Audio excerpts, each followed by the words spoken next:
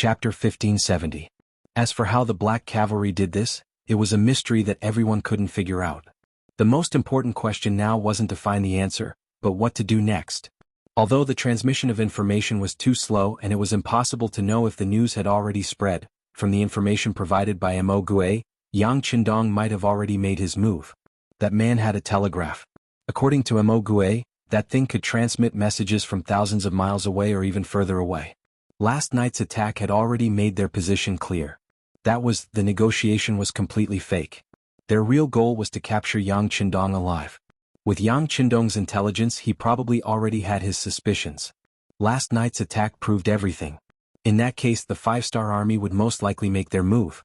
There wasn't much time left for the three provincial armies. Everyone at the meeting knew that if they fought head-on, they definitely wouldn't be a match for the five-star army. This had been proven by countless countries and factions that had been destroyed. In that case, other than capturing Yang Qindong, they had no other choice. We must capture Yang Qindong. Zhu Huichen suddenly stood up with a ferocious expression. Then, as if he had made a decision, he spat out 4 words, regardless of life or death. Finally, Zhu Huichen didn't dare to wait any longer. If he couldn't capture Yang Qindong within the time limit, once the main force of the five-star army arrived outside Yunnan Manor, he wouldn't have a chance to make his move. On the other hand, as long as Yang Qindong died, even if he didn't capture him alive, as long as he could leave Yunnan Manor before the main force of the five-star army arrived, he would effectively avoid the first attack. Then there would be internal strife in Yangxia. When they split apart, it would be time for him to make his move. Zhu Huichen finally made his final decision. This made Mo Gue, who was sitting on the side like a guest, feel joy in his heart. The task given to him by his master was to kill Yang Qindong, not to capture him alive. Unfortunately, Zhu Huichen didn't listen to him on this matter, so he could only watch from the side. Now that both sides had the same goal, he could do whatever he wanted. It should be time to do something.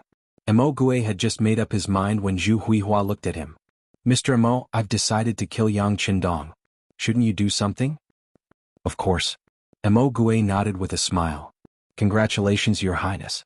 You've made the right decision. If you want to capture Yang Qindong alive, it is indeed somewhat difficult, but if you want to kill Wu Nanwang, who is hiding in the small courtyard, it is not very difficult. What do you mean, Mr. Mo? Zhu Huichen asked expectantly. He already knew that Mo Gue's master wanted Yang Qindong dead, but he wanted to gain more benefits, so he didn't make up his mind. Now that they had the same idea, he believed that Mo Gue would do something to help him.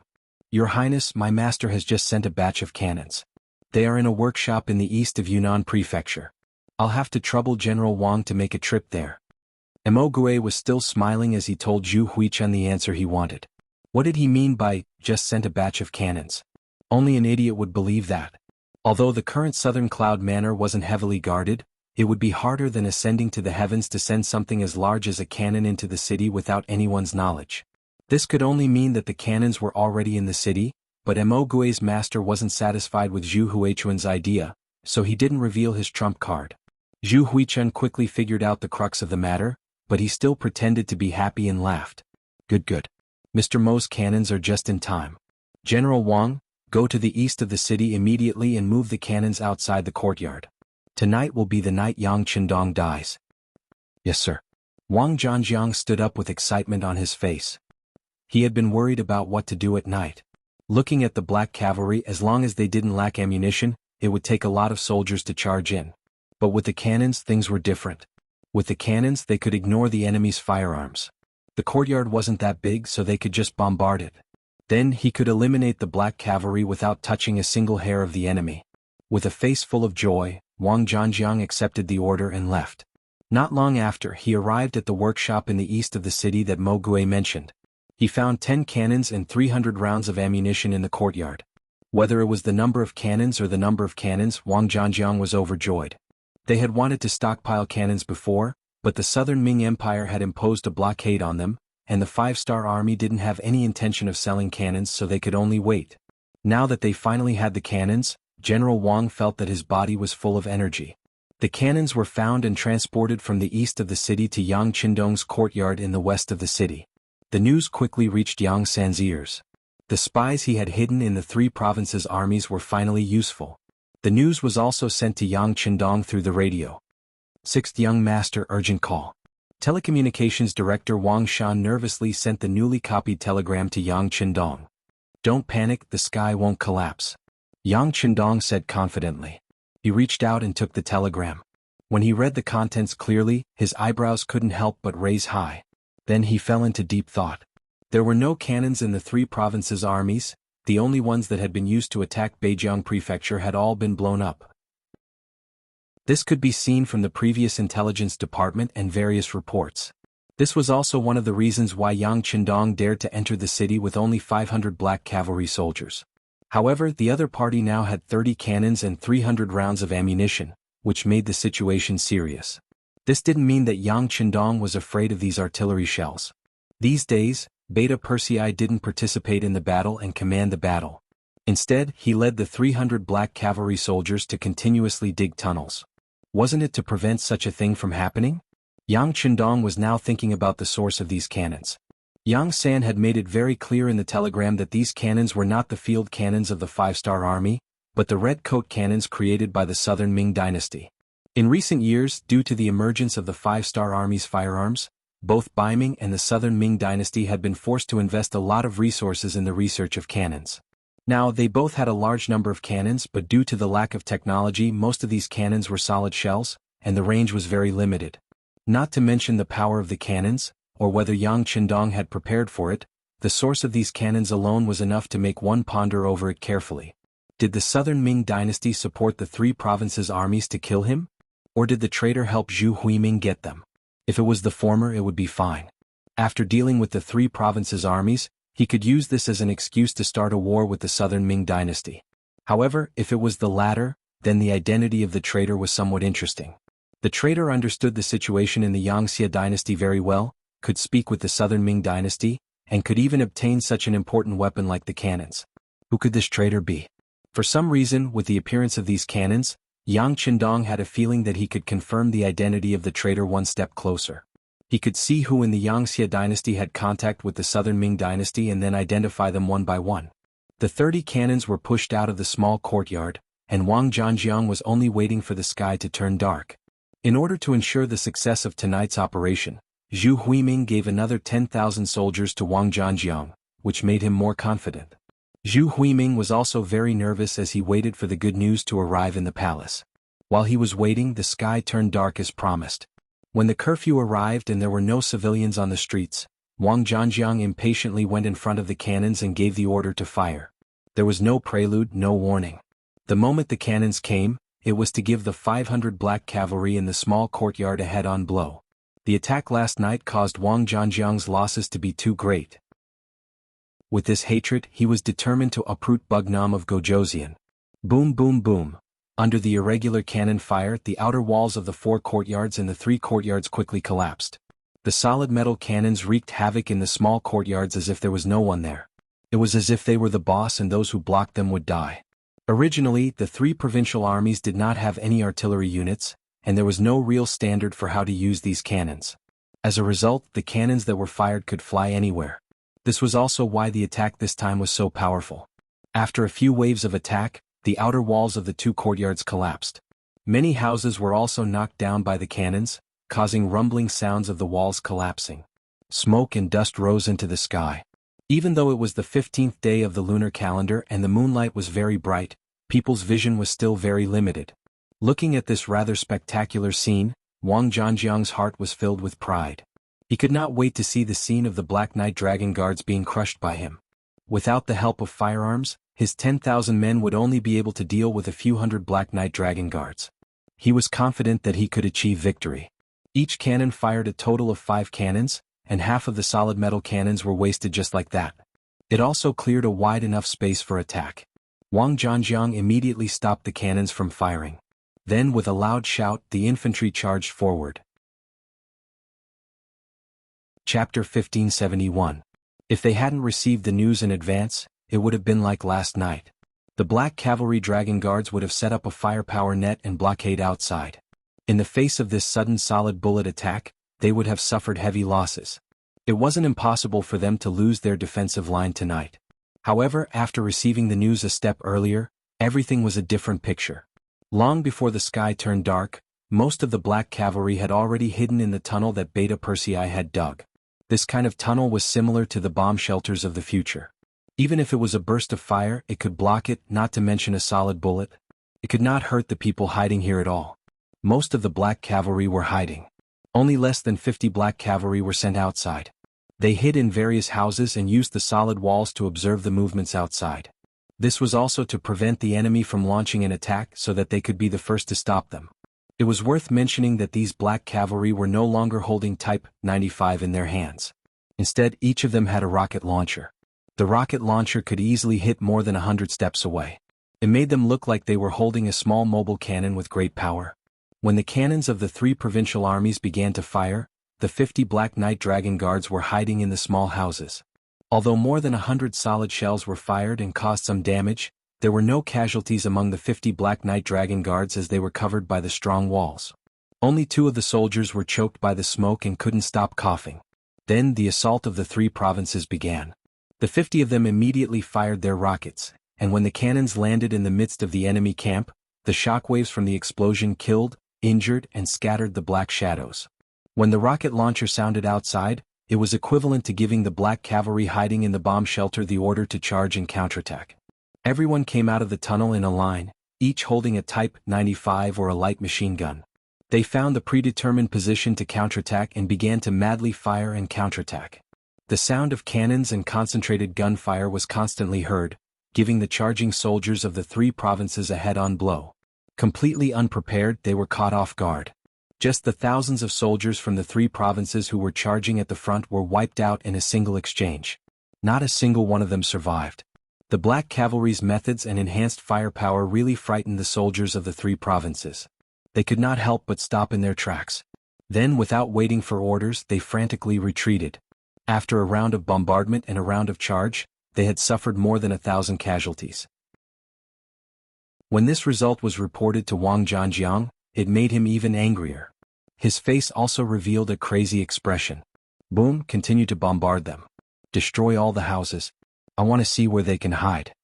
The wave of bombardment just now had already destroyed more than 1/3 of the houses in the 2 courtyards. This allowed the soldiers of the 3 provinces to charge more than 10 steps without any threat. Wang Zhanjiang wanted to use the same method to continue to charge forward, slowly nibbling away the space for the Black Cavalry to survive, and finally gain the initiative of the battle. The cannons were pushed forward again. Each of the 30 cannons fired 2 shells, which meant 60 solid shells rolled in front of the houses. Without the obstruction of the courtyard walls, more than 10 houses were destroyed. This time, the Black Cavalry did not have a record of 0 casualties. 2 soldiers were injured, and 1 soldier's injury was not too light. Fire at the enemy's cannons, blow them up. Looking at the rocket launcher, Beta Persei roared in anger. The Black Cavalry were his good brothers, and Beta Persei knew every one of them by name. Now that his brothers were injured, as the actual commander of the Black Cavalry, how could he not be angry? The Black Knight Dragon Guards, who were also enraged, fired their rocket launchers. They had been waiting for this order. In an instant, several people rushed forward. Under the moonlight, they came within 80 steps of the 30 cannons. Then they angrily fired their rockets and smashed into the cannons, causing a series of loud sounds of metal colliding. The sudden bombardment directly destroyed several cannons, and even some of the soldiers standing in front of the cannons were blasted into the air by the powerful explosion. When they fell to the ground, they were already dead. Good job, continue. Seeing that there was an effect, Beta Persei continued to shout excitedly. Several more rocket launchers were fired, and the cannons were destroyed one after another. Wang Zhanjiang saw all this and it made his heart ache. He only had a total of 30 cannons. This was all he had, and it was also all the property of the king of the 3 provinces. If all these were wasted here, he was afraid that he would not be able to explain it to the king.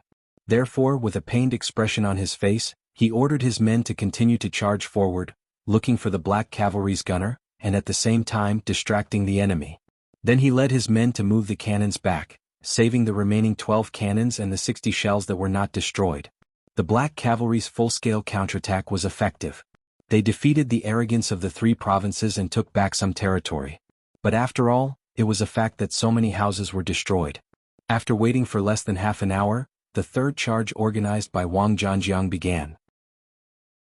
When the soldiers of the 3 provinces came from all directions, the pressure on the Black Cavalry multiplied. When there were enemies on all sides, it was not as easy as before to block the enemy outside the position. The sound of the light and heavy machine guns was much more intense than last night.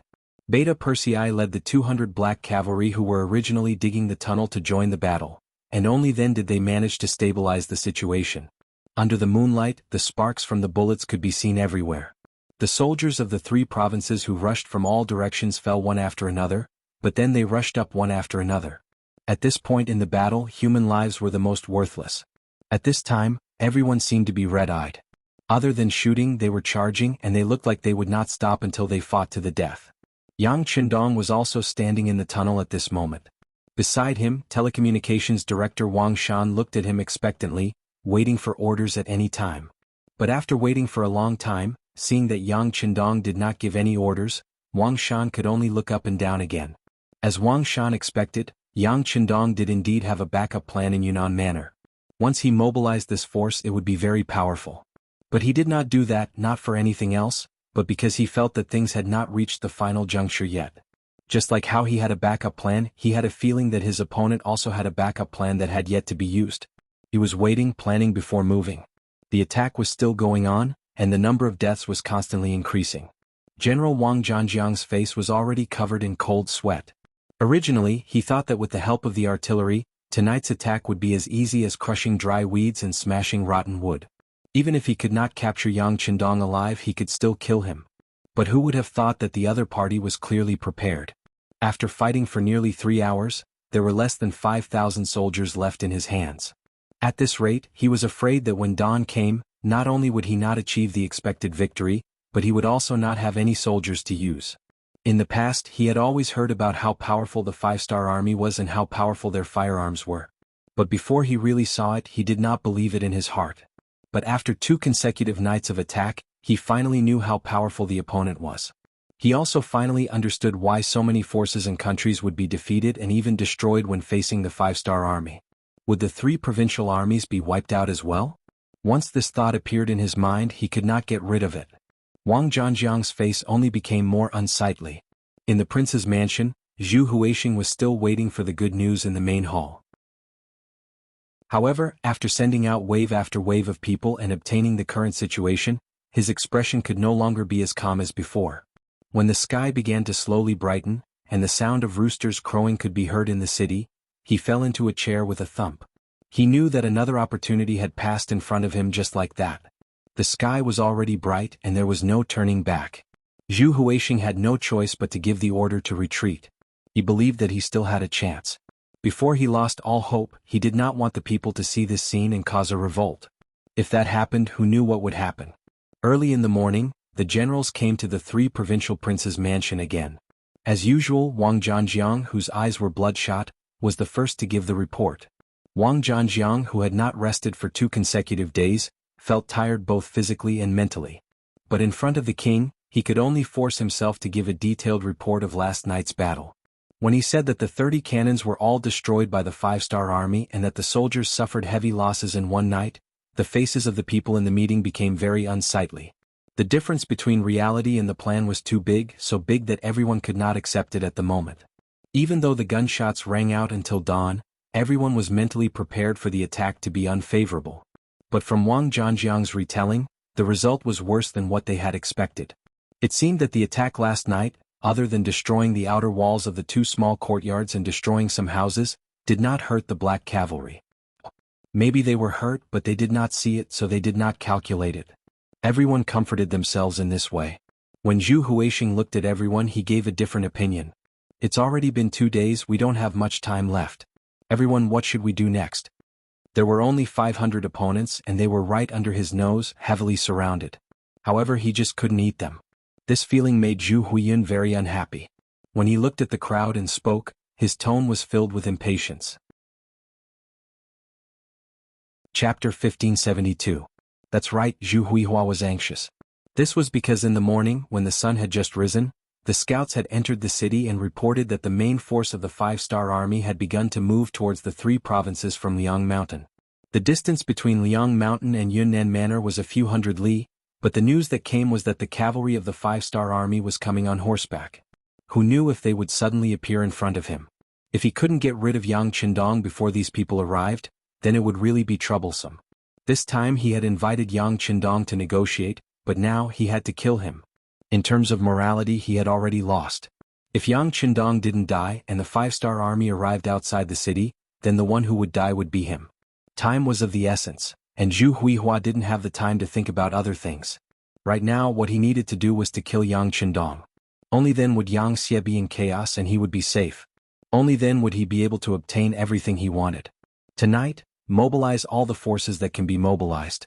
We must kill Yang Qindong. These words were squeezed out from between his teeth, and Zhu Huihua's expression became more and more ruthless. In this kind of game, where it was either you die or I live, anyone could only use all their strength. After Zhu Huihua made his final decision, the entire army of the 3 provinces in Yunnan Manor began to move. In order to achieve the goal of exhausting the firearms and ammunition of the Black Cavalry, even the 10,000 new recruits were put to use. However, because they didn't have any combat experience, in order to prevent a large number of people from escaping when the battle started, they weren't placed on the main attack. Instead, they were responsible for the security of the outer perimeter. For 2 consecutive nights, the entire Yunnan Manor's commoners probably knew that Zhu Huihua wanted to kill Yang Qindong. No one knew what these commoners would do. Although these people were often seen as ants, no one could deny that once these commoners took action, they would cause a huge commotion and cause serious consequences. In order to prevent the civilians in the city from doing anything that would be detrimental to their operations, the 10,000 new soldiers that had just been recruited were put to use. Their main purpose was to protect the civilians in the city and prevent them from suddenly causing trouble. Rather than calling them new recruits, it would be more accurate to call them able-bodied men. These people were all captured from various places. They didn't want to join the army at first, but they were unlucky and were captured at the last minute. Among them, there were more than 3,000 able-bodied men captured near Mount Liang. However, everyone knew that more than half of these 3,000 people were cold front warriors. Moreover, they were under the command of Cheng Hu, the elite 1st Regiment of the 1st Regiment of the Cold Front. Back then, Cheng Hu had split up the Cold Front warriors and disguised them as local refugees. Furthermore, they had pretended that they were coincidentally found by the army of the 3 provinces. Just like that, they were captured as able-bodied men. Not only did they successfully enter Yunnan Manor without any checks, they were also stationed in the barracks in the city. Logically speaking, the army of the 3 provinces had a set of methods to manage the army. For example, after entering the barracks, they had to go through household registration and so on. With this set of procedures, it would be difficult for the Cold Front warriors to hide their target. Coincidentally, before the army could do anything, Yang Qindong arrived. This instantly attracted everyone's attention, and no one cared about the new recruits anymore. They also helped Cheng Hu's troops cover for him and stayed in the army. In the past 2 days, the news of Zhu Huihua wanting to kill Yang Qindong had already spread throughout the army. To the ordinary soldiers, this was simply a fight between gods. They only needed to follow orders. The main goal of the Yangxie had always been to let the Han people live better lives and let them become the rulers of this world. However, to the soldiers of the 3 provinces who were not Yangxie soldiers, they did not have the opportunity to experience this kind of glory. On the contrary, they had been receiving military pay from Zhu Huihua, the king of the 3 provinces. Naturally, they had been paid to do something. However, as 10,000 new recruits, they had not even received a single cent of military pay. This was naturally because they had only been here for a short period of time. However, this gave Cheng Hu and the others an opportunity to instigate a rebellion. If they were dealing with veteran soldiers, Cheng Hu and the others would have to think twice before doing anything. However, they did not have to be so careful when dealing with a bunch of new recruits who had been captured under the same fate. They could do many things boldly. Over the past 2 days, Cheng Hu and the others had been trying to instigate a rebellion. However, to be on the safe side, they did not reveal their identities. Instead, they used the identity of someone who had suffered a similar fate to build a relationship with the new recruits. For something like a grievance gathering, no other army in the Yangxie had done better than the Lungfeng army. Within the Lungfeng army, the 1st Division had done the best. For example, during their usual training, they had an assessment on how to gain the support of more strangers in the shortest time possible to strengthen their own forces. All of this was now put to good use. Under Cheng Hu's persuasion, more than 8,000 of the 10,000 new recruits were convinced. These people's hearts were already moved, and they were filled with all kinds of desires to become a part of the Yang faction's people.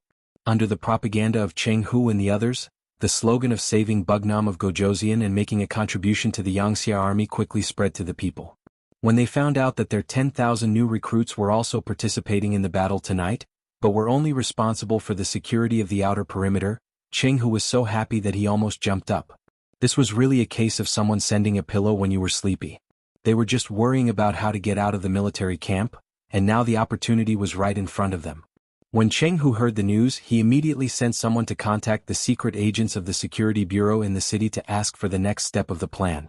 After 2 nights of continuous attacks, especially when the 3 provincial armies even used 30 cannons, the head of the security bureau, Yang San, who was in charge of everything in the city, felt his scalp go numb when he heard this. This method of luring the snake out of its hole and winning the hearts of the people was a good method. However, they should not have let the young master take the risk. For this reason, Yang San had objected to it, but it did not work. Since this was the case, he could only do his best to ensure Yang Qindong's safety. 2 nights had passed and the 3rd night was about to arrive. Seeing that the 3 provincial armies would launch a new round of attacks in a few hours, Yang San had already made a decision in his heart. He was going to take action, and the only thing he could do was to instigate the people in Southern Cloud Prefecture to launch an attack. Although he did not know how many people would die in this way, as long as he could protect the young master, everything would be worth it. At this time, Chenghu sent someone to contact him using a special method. When he found out that the 1st Regiment of the 1st Division of the Lung Feng Division was in the city and had secretly joined the 3 provincial armies as a new recruit, Yang San's bloodshot eyes could not help but brighten up. He was so happy that he exclaimed, "The heavens are really helping me. The heavens are really helping me, Yangxia." After exclaiming, Yang San immediately ordered the secret agents of the intelligence department in the city to move out and spread rumors in the city. The main thing was that if something happened to Bugnam of Gojoseon in the city, the entire Yunnan prefecture would be razed to the ground. If that really happened, no one in the city would be spared. If they could take action to support Bugnam of Gojoseon, they would be meritorious subjects. Those who made great contributions would be rewarded with silver and land in the future. Although the current Great Ming Dynasty was far from being as strong as before, it still had a certain foundation. At the very least, the state of society had not reached a point of no return. There were still some honest officials and capable officials. If the Great Ming Dynasty was really on the verge of collapse, all they needed to do was to say that they would welcome Bugnam of Gojoseon into the city and the people in the city would be able to make use of them. In order to cooperate with the soldiers of the Lung Feng Division, Yang San had used up all his trump cards. However, Zhu Huichi did not know about this. Perhaps he had never cared about the people in the first place. In addition, an even greater danger was pressing down on him. In the great general's residence in Guizhou, Jiang Wuqing was currently meeting with a guest in the study. As the great general of Guizhou appointed by Zhu Huichi, Jiang Wuqing's strength was not weak. With 100,000 soldiers in his hands, he was confident. Even he himself was tall and strong with a dignified appearance. Jiang Wuqing was a forthright person. From time to time, one could hear him laughing loudly. As a result, he enjoyed an illustrious reputation in Guizhou. However, today he could no longer laugh. This was because a familiar person had appeared in front of him. It was Yao Yingjun. As the Security Bureau's earliest spy and one of the most successful ones, Yao Yingjun was born with good looks. People called him Pan in the reincarnation. Using this advantage, he successfully won the favor of Princess Yongxing Zhu Lian. He was also able to transmit the situation here to the higher-ups of Yangxia. Everything came to an end after Zhu Huiying killed his brother. After Yao Yingjun received the information from the Security Bureau, he immediately took Princess Yongxing away. He quickly formed a group of people and had been roaming around Guizhou. At that time, Yao Yingjun could have brought Princess Yongxing back to Yangxia's territory. Based on the important information he had transmitted over the years, the rewards he received would be enough for him to use for the rest of his life. However, he did not do that. Instead, he continued to be with Princess Yongxing and raised the banner of opposing Zhu Huichi. Needless to say, Yao Yingjun's act had become real. He had really fallen in love with this princess. Because of this, Yang Qindong also made a promise. No matter when, as long as he didn't want to work anymore and wanted to leave with Princess Yongxing, he would personally give them permission to find a safe place to live the life of a rich man. Chapter 1573. Those who had done intelligence work knew that it was easy to enter but difficult to leave. After doing intelligence work for a day, it would be difficult for someone who had spent their entire life in intelligence work to leave safely. As such, many people envied Yao Yingjun because of this matter. Feeling grateful for Yang Qindong's kindness, Yao Yingjun decided to do better work to repay his kindness. This time, taking the initiative to meet Jiang Wuqing was a risky move by Yao Yingjun to repay his kindness. When Zhu Huiyun was still alive, Yao Yingjun knew Jiang Wuqing, but they did not have much interaction at that time. As such, when he appeared alone in the Jiang residence, Jiang Wuqing was shocked. Considering that Bugnam of Gojoseon had already entered the Yunnan residence, and now that Yao Yingjun had taken the initiative to appear in front of him, Jiang Wuqing instantly thought of many things. "Come in with me." Jiang Wuqing didn't immediately call for his bodyguards to arrest them. He spoke with a very calm tone. He believed that since the other party had come, it would be in his hands and could be seized at any time. Since that was the case, there was no need to be anxious. It would be better to see what he had to say. Yao Yingjun understood Jiang Wuqing's behavior very well. He had done a lot of homework and fully understood the nature of this Guizhou general, which was why he dared to take the risk alone. Hearing this greeting, he immediately chuckled, cupped his fists and strode into the residence's inner room. The study was extremely quiet. As the host, Jiang Wuqing boldly sat down on the main seat and placed his sword on the table.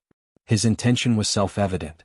If Yao Yingjun could not convince him and give him a reasonable reason, he would probably use force. In response, Yao Yingjun only smiled and found a place to sit down.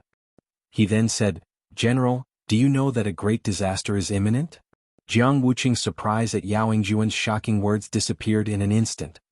He then laughed coldly and said, "What? Is that all you have to say?" Negotiators from ancient times to modern times would often say shocking words in order to put enough pressure on the other party and fight for enough action. Jiang Wuqing had read a lot and had seen things like this before, so he wasn't surprised. Jiang Wuqing's performance fell into Yao Yingjun's eyes. He sighed in his heart at this person's calmness. Then he said, "General, this one is not speaking arrogantly, but this is the truth. Bugnam of Gojoseon was wise and mighty. In just a dozen years, he had conquered and occupied several territories the size of the Great Ming Dynasty. He had more than 1,000,000 troops under his command, and more than 10 million people under his rule. Wherever Bugnam of Gojoseon went, his enemies were either killed or beheaded. Even if he surrendered at the mere sight of the wind, in order to preserve his life, who could be his opponent?" When Jiang Wuqing heard the praises, he did not have any intention of objecting. All of this was the truth. It was placed right in front of them and they had no choice but to accept it. On this point, even Jiang Wuqing had some admiration in his heart. After praising Yang Qindong, Yao Yingjun continued, "Today my lord has come to Yunnan Manor. Presumably, I don't need to say more about what will happen next. General, you should know what will happen, right?" Faced with this question, Jiang Wuqing knew that he had to say something, so he said, "Brother Yao, you flatter me. As far as this general knows, my lord has already laid an inescapable net in Yunnan Manor, and Bugnam of Gojoseon only brought 500 followers into the city. Now that 2 days have passed, I'm afraid that Bugnam of Gojoseon is now under my lord's control." Jiang Wuqing only received the news that Yang Qindong had entered Yunnan Manor this morning. At that time he was indeed shocked by Yang Qindong's spirit of risking his life alone, but at the same time he was extremely impressed. Although Jiang Wuqing did not mention it to anyone else, he knew very well that this time, Yang Qindong appeared in Yunnan Manor and made such a risky move in order to save the people of the 3 provinces from the suffering of war. Unfortunately, Jiang Wuqing knew his master very well. This was a master who would kill his own brother without hesitation. Such a person only had interest in his eyes, so how could he be honest? He could not understand. If he could see this point, then the wise Bugnam of Gojoseon should also be able to see it, but why did he still risk his life? Just as he was wondering in his heart, Yao Yingjun arrived. A sense of curiosity arose in his heart. He wanted to see what Yao Yingjun thought about this matter and what he had to say. How could Jiang Wuqing know that it was precisely because he had just received the news from Yunnan Manor that Yao Yingjun appeared in order to force the other party to make a statement at the first moment? After all, Jiang Wuqing was a very magnanimous person who treated the people well. He was considered a good official, so it was better to try to win over such a person if he could. When Yao Yingjun heard this, he threw his head back and laughed heartily. Just as Jiang Wuqing was confused and somewhat confused, he suddenly stopped and said, "What's wrong? General, do you think that you can keep my master with the means of the 3 provincial kings? To be honest, since my master dared to enter Yunnan Manor, he naturally made all kinds of preparations. How could he be easily controlled by others? If he did not have such means, how could he have today's achievements?" Jiang Wuqing still believed Yao Yingjun's words from the bottom of his heart. He also did not believe that Yang Qindong, who had always been invincible, would take such a risk. However, he just could not think of any way to break out of this situation. Out of curiosity, he could not help but ask, "Oh? But what means does Bugnam of Gojoseon have?" Shaking his head, Yao Yingjun did not answer this question. In fact, he himself did not know what means Yang Qindong had left behind. If he did not know the reason, how could he solve other people's doubts? Yao Yingjun, who did not answer this question, only said, "General, just wait for the result." But then he mentioned the purpose of his visit, which was to persuade Jiang Wuqing to surrender.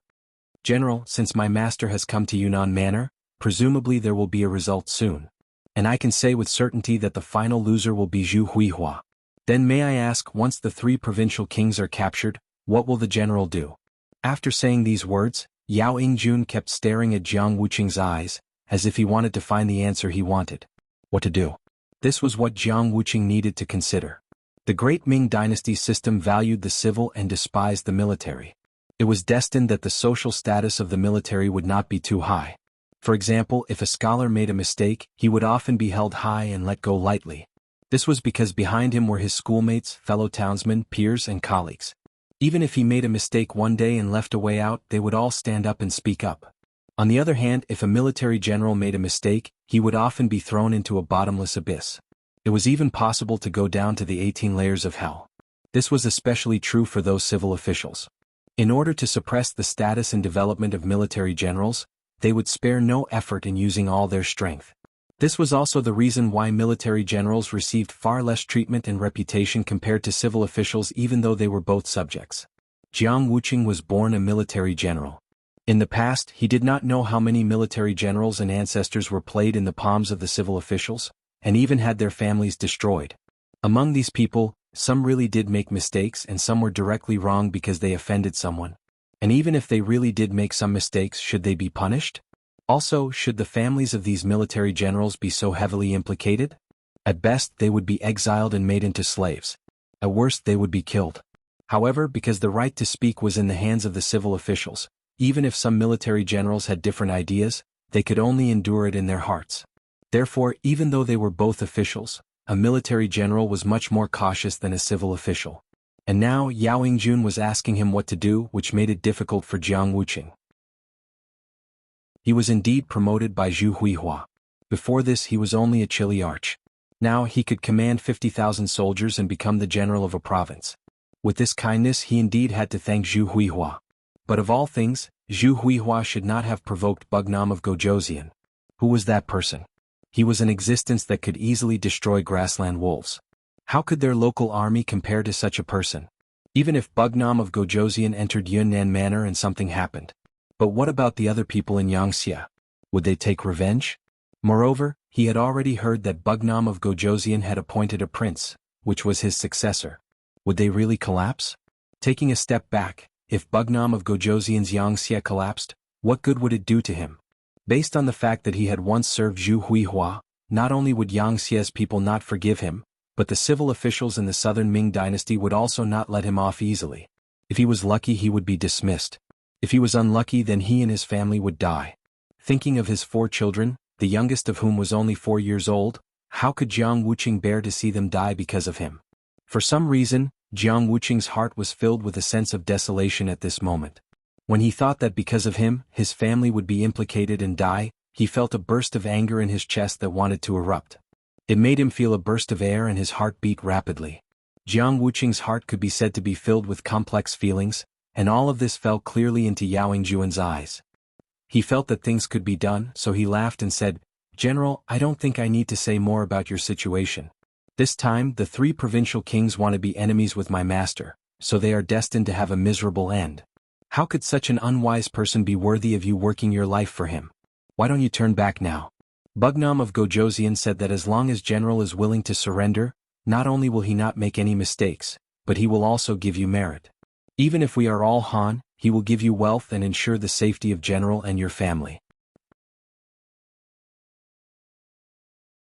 Chapter 1574. These words were just right, and they also touched Jiang Wuqing's heart, causing him to be moved. However, considering that he had once received Zhu Huilio's kindness, would it be too unjust to do so? Also, how trustworthy was Yao Yingjuan's words? Jiang Wuqing had already opened his mouth to agree, but he closed it tightly again. There was no such thing as betrayal in this world. The only reason there was no betrayal was because the bargaining chip was not high enough. Or perhaps the threat was not high enough. If Yao Yingjun had not found him before, Jiang Wuqing might have had a choice and could have chosen the right time. However, now that Yao Yingjun had found him, he could only make a choice. He could either agree or not. Could he not agree? No one was willing to surrender. However, how could Jiang Wuqing, with a mere 50,000 soldiers, stop the five-star army's might? Furthermore, the 50,000 soldiers under him belonged to the local army. In the end, their combat strength was only average. With such an army, Jiang Wuqing had already lost the confidence to fight against the experienced five-star army before the battle even started. Whether it was because he had seen the situation clearly or because his strength was not enough, Jiang Wuqing had no choice but to make a decision. He looked at Yao Yingjun and asked, "But I don't know, if I choose to surrender to the five-star army, what kind of guarantee can I get?" Southern Cloud Manor. There were less than 2 hours left before the sky turned dark. A gloomy atmosphere shrouded the city, giving people a very oppressive feeling. For the past 2 days, the commotion at night was not small, especially last night. The sound of cannons and gunshots were so dense. Anyone who was not a fool would know what was going on. It must be said that the common people were the most honest group. As long as they could survive, they would not do anything excessive. For example, words like swallowing their anger and living an ignoble life were used by them. However, when something happened and threatened their lives, they would change into a different appearance and reveal their fangs. In other words, the mighty army of the East had awakened.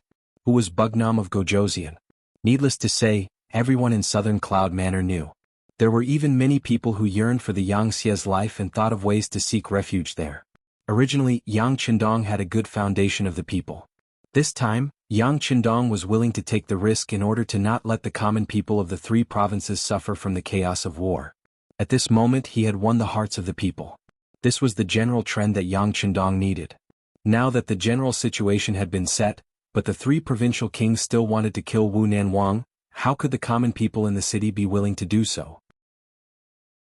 This was no longer a matter of 2 kings fighting. If things went wrong, the common people in the city would be affected. If they still did not do anything, in the end the city would be killed. Once such a terrible result appeared in the minds of the common people, who could remain calm?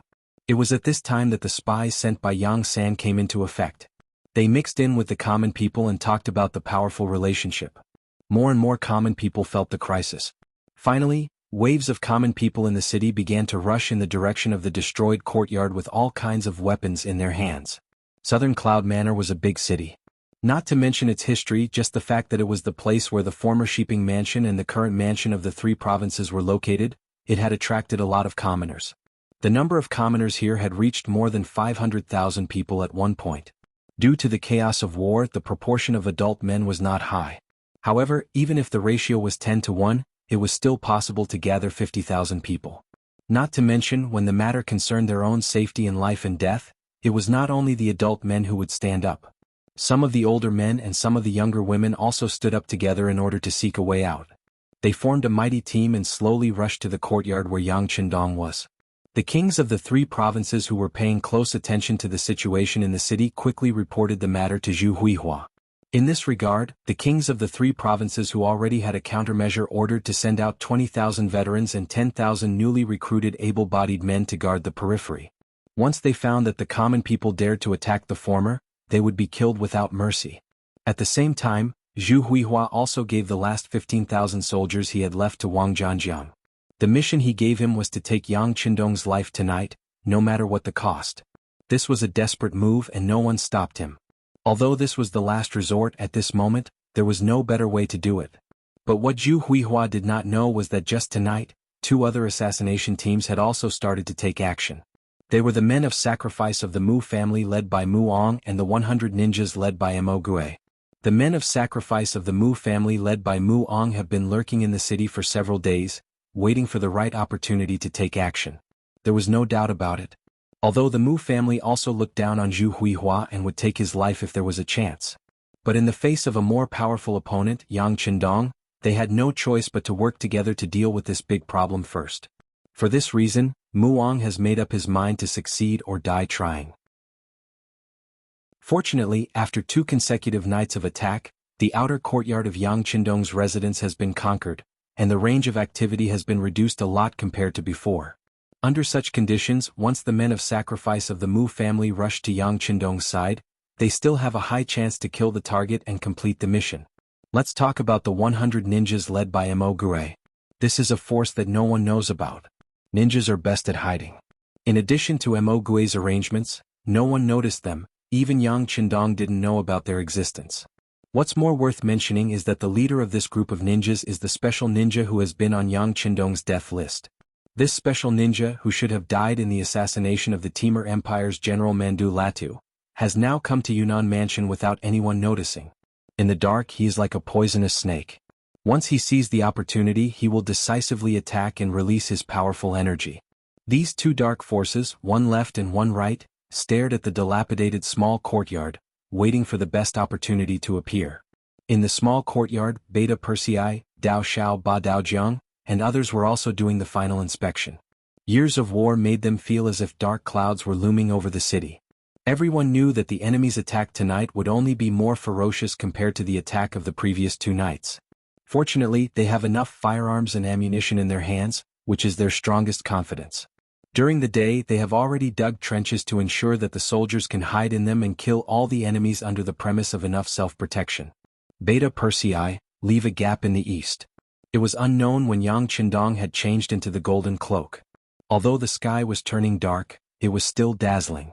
Under the illumination of the remaining light, it emitted a myriad of rays of light, giving people the feeling that he was a god descending to the mortal world. Young master, you? Beta Persei was surprised when he heard this. Once a gap is opened, it may give the enemy an opportunity to rush into the small courtyard. If that's the case, it will be too dangerous. Execute the order. Yang Qindong didn't explain too much. Of course, he knew what he was doing. This is indeed a little risky, but if he doesn't do this, how can he find the forces hidden in the dark? Moreover, with his Grandmaster-level skills and the large warehouse that he can use at any time, is there really nothing to be afraid of? Perhaps this is the boldness of the skillful.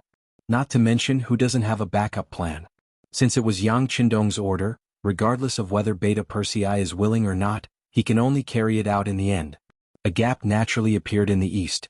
However, it is not obvious, at least not at a glance. This is exactly what Yang Qindong needs. If the gap is too obvious, isn't it the same as telling others that this is a trap? The reason why Yang Qindong chose to take the risk this time is to see if he can find the whereabouts of the traitor. If his defense is foolproof, how could the traitor appear? The Black Cavalry, who have long been prepared for a tough battle, checked the weapons in their hands for the last time. The telecommunications director, Wang Shan, also came to Yang Qindong's side and reported the contents of a few telegrams that he just received. 6th Young Master Yao Ingjun has persuaded Guizhou Province General Jiang Wuqing and has now taken over their military power. He has also sent 20,000 troops from Guizhou Province to Yunnan Prefecture. 6th Young Master, after a day and night of long-distance attacks, my main army is now less than 300 miles away from us. They are confident that they will arrive outside Yunnan Prefecture before noon yesterday. 6th Young Master, the intelligence department has sent news that Guangxi Province General Bai Kuan is now in close contact with the Southern Ming Imperial Court. It seems that there is a possibility of him being instigated at any time. 6th Young Master. Listening to the contents of the telegrams read out, Yang Qindong calmly looked ahead. He knew that after taking a big detour and eliminating the surrounding dangers one by one, he would finally have to face the Southern Ming Imperial Court. Okay, got it. At this moment, Yang Qindong did not feel too much joy. After all, once the war broke out, the ones who would suffer would be the lowest class of Han people. It would not be like when they attacked other countries and factions, where they could do anything to achieve their goals. Wang Shan seemed to feel that Yang Qindong's mood was a little gloomy, so he quietly left after replying. On the other hand, Yang Er walked up in confusion and said loudly, "Young Master, don't be anxious. With 500 Black Knight Dragon Guards around, no one will be able to rush up to you and hurt you." Chapter 1575.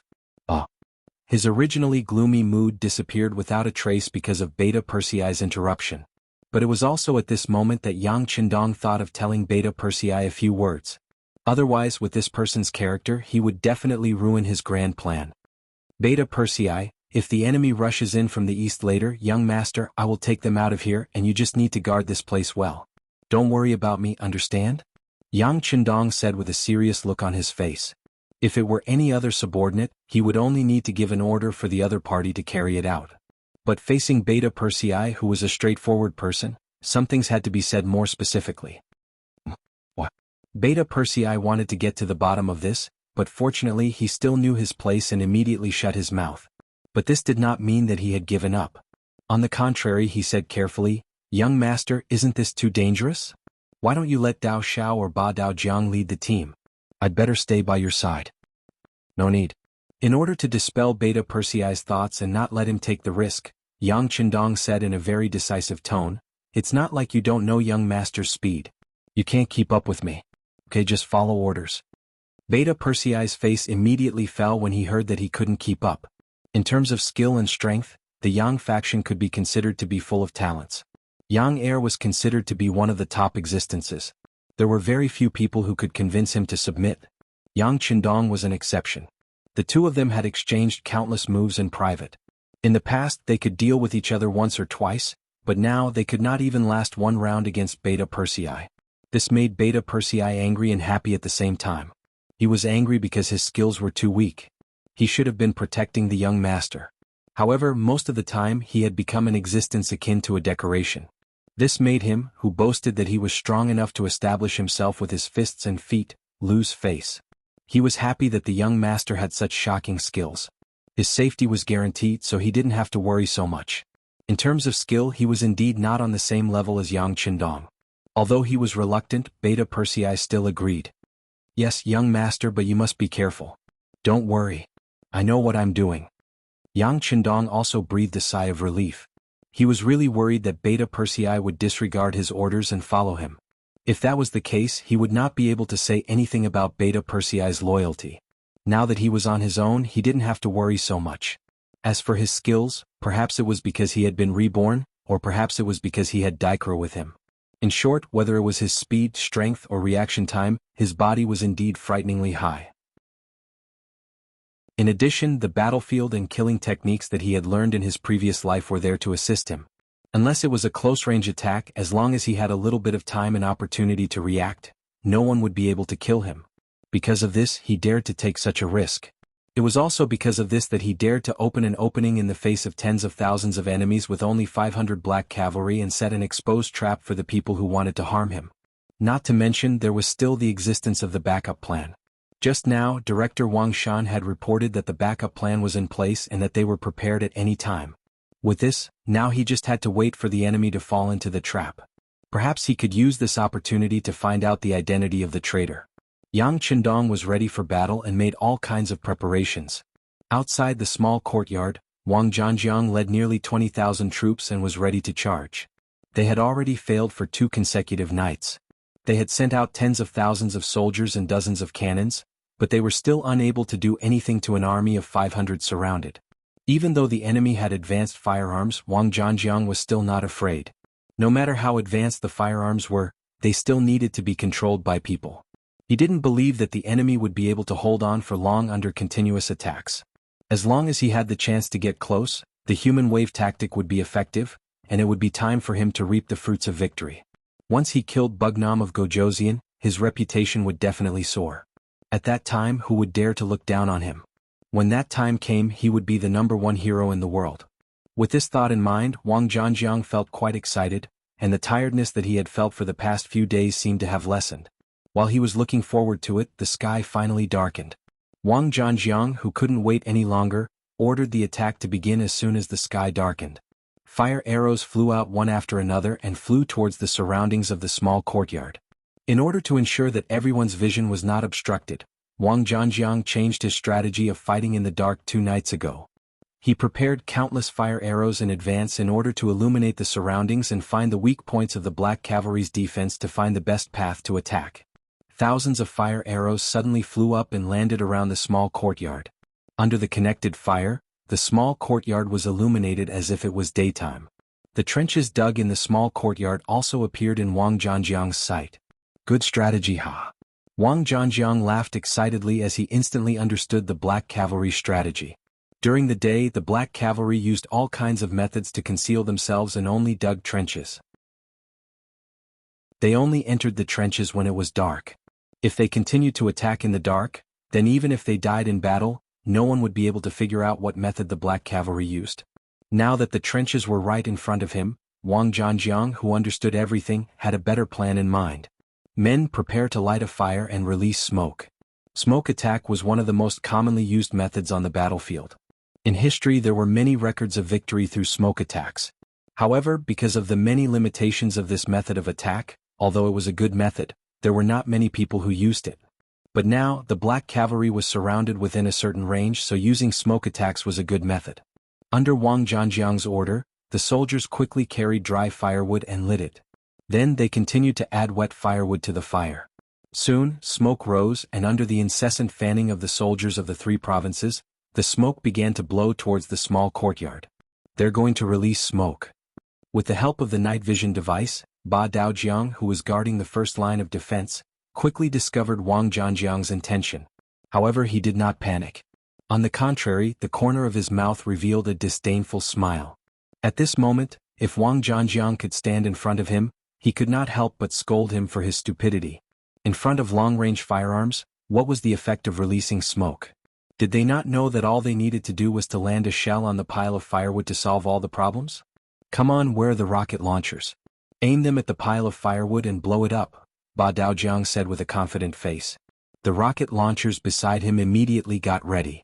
Before the smoke could completely form, the rocket launchers were already fired at the small courtyard, raising the pile of firewood to the ground. Not only did the smoke not have any effect, but more than 10 people were killed or injured because of the rocket launcher. Wang Zhanjiang frowned. He was very curious about how the enemy could see his movements clearly when the sky was dark and the smoke was thick. Although it was the 16th day of the lunar calendar, the time when the moon was full, he shook his head. Shaking his head, he pushed the unhappiness in his heart to the bottom of his heart. Now was not the time to think about this. There was not much time left for him. If he could not take down Yang Qindong tonight, he was afraid that his head would be removed from his body. Men beat the drums, charge. Under the illumination of the moonlight, accompanied by the flames everywhere, the soldiers of the three provinces began their suicidal charge. Just like a few days ago, the black shadows were everywhere. The soldiers of the three provinces pressed forward with a fearless look. Under the supervision of Wang Zhanjiang, the soldiers reluctantly charged forward. Open fire. The 500 black cavalry soldiers were naturally not going to be polite. With a shout, Ba Daojiang, who was in charge of the first line of defense, gave the order to open fire. In fact, after 2 days of fighting, the number of black cavalry soldiers was less than 500. To be precise, 13 soldiers were injured to varying degrees and could no longer participate in the battle. They could only stay in the main courtyard with Yang Qindong. Even so, the 487 black cavalry soldiers were armed with all kinds of advanced firearms. They were like a piece of metal, preventing the soldiers of the three provinces from approaching from all directions. Dense gunshots rang out, and the black shadows fell one by one. This battle made everyone realize the importance of weapons. When the weapons were advanced to a certain extent, it was already impossible to make up for it with manpower. The gunshots continued, and the casualties of the three provinces continued to increase. When the news reached the ears of General Wang Zhanjiang, he was calm like an old monk and did not even frown. All of this was within his expectations. Although he did not understand where the black cavalry got the firearms and ammunition, he had no choice. In a battle of life and death, in order to give Zhu Huihua an explanation, even if he had to sacrifice all of his soldiers, so what? As long as he could get rid of Yang Qindong, all of this was worth it in his eyes. A general's success was built on thousands of bones. At this moment, there was a clear reflection of the cruelty of war. Wang Zhanjiang personally supervised the battle. If any soldier wanted to retreat out of fear, once discovered, they would be killed without mercy. In this kind of battle where they would die regardless of whether they rushed forward or retreated, the soldiers had no choice. After getting used to obeying orders, they could only hope that they would be lucky enough to break through the blockade of the black cavalry and rush into the small courtyard.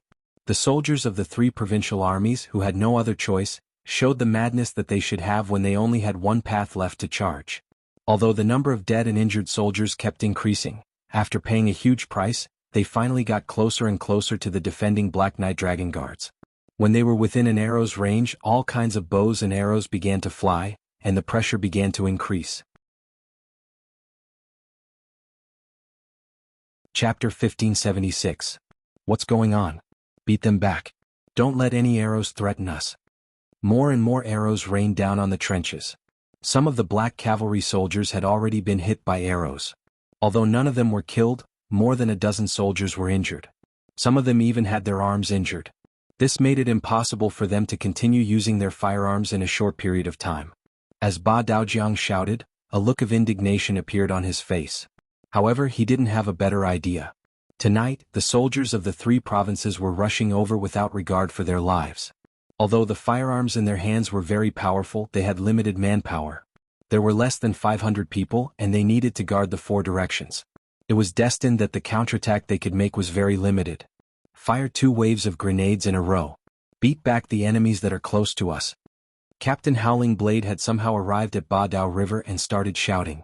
Then a wave of grenades was thrown in all directions. Cries of agony were heard one after another. Many of the soldiers from the three provinces who wanted to approach them were killed. The situation was stabilized again. Sigh. A heavy punch fell from the sky. Seeing that they were charging fearlessly, the opportunity to defeat the enemy had appeared. However, it was indeed a pity that they had failed because of a wave of grenades. However, Wang Zhanjiang wasn't discouraged. Since they had the opportunity just now, he believed that they would have a second chance if they continued to charge. He continued to give orders. The entire army charged forward without stopping. The battle in the inner circle was in full swing. Outside the small courtyard, the sound of gunfire and cannons had attracted more and more civilians. The appearance of the civilians wasn't that sudden. After all, the same sound had been heard for 2 consecutive nights. Anyone who wasn't deaf could hear it.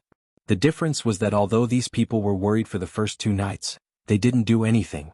But now the civilians were making a move. From all directions, more than 15,000 civilians rushed towards the small courtyard. General Kai Wenju, who was in charge of the security of the outer circle, didn't look nervous at all. Perhaps this was due to inertia. In front of the army, the civilians were just livestock that could be driven around at will. Men set up the formation. Archers, get ready. If the commoners dare to come close, shoot them down. Kai Wenju, who was riding on his horse, said calmly. Compared to the civilians who didn't have much fighting power, he was much more fortunate than Wang Zhanjiang, who could die at any moment in the inner circle. Kai Wenju had a calm expression on his face, but if he knew that 1/10 of the 20,000 soldiers under him were Cold Vanguard warriors and thousands of new recruits had already been convinced by the Cold Vanguard warriors, he would not be able to remain so calm. As the saying goes, to catch bandits, first catch the ringleader. Kai Wenju didn't know that he had already become someone's target. Cheng Hu, the commander of the Cold Front Army's 1st Division and 1st Regiment, was currently hiding in the army, watching Kai Wenju's every move. Anyone who had been in the army knew that one was always the most powerful existence in an army. For example, in a company, if a company's first-grade officer died in battle, then the one to inherit their position would definitely be a platoon leader. Logically speaking, if the platoon-level officers all died in battle, the one who would inherit their positions would definitely be the platoon leader. This clearly showed the importance of this platoon leader. For Cheng Hu to be able to become the commander of an army's 1st Division and 1st Regiment, his ability was naturally not to be underestimated. Since he had his eyes on Kai Wenju, how could he escape from Cheng Hu's grasp when the enemy was in the open and Kai Wenju was in the dark? Attack.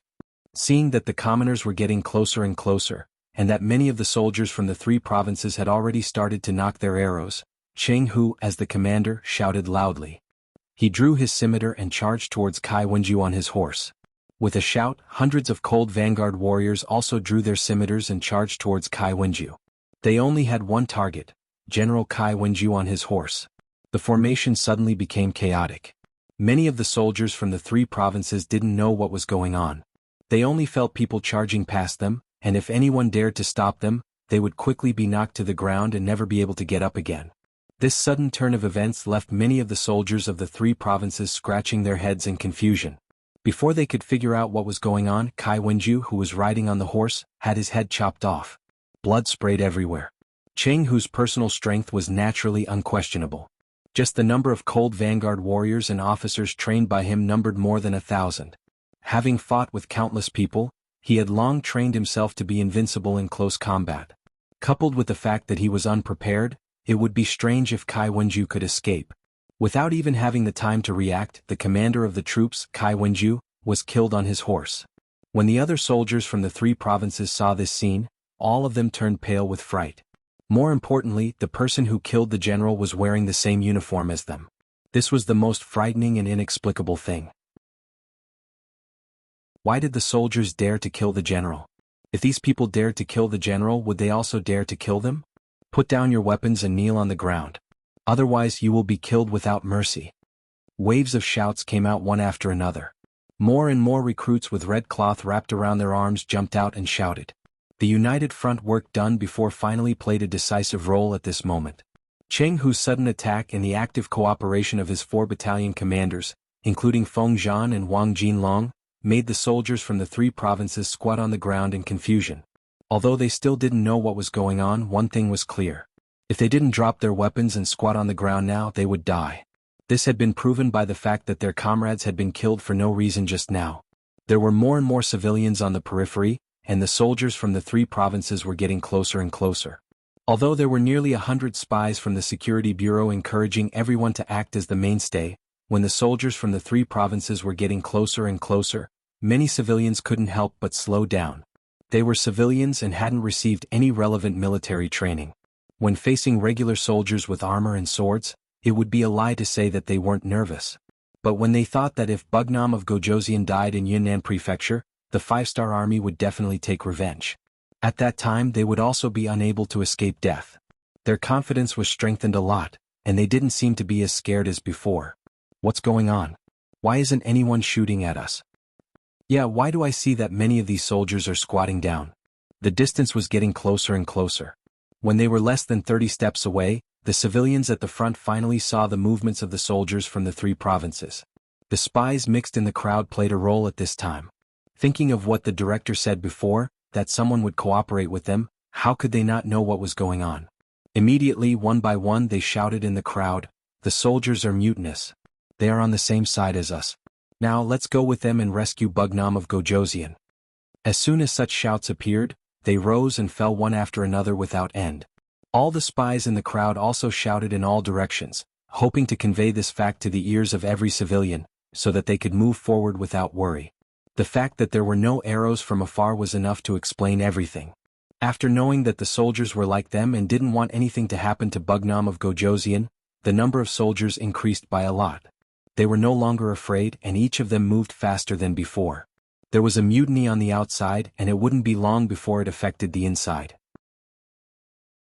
Under the attack from both sides, Wang Zhanjiang's fate was already sealed, and Yang Qindong's safety would naturally be guaranteed.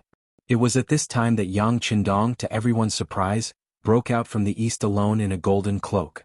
His body was like a fox and he was as fast as a cheetah.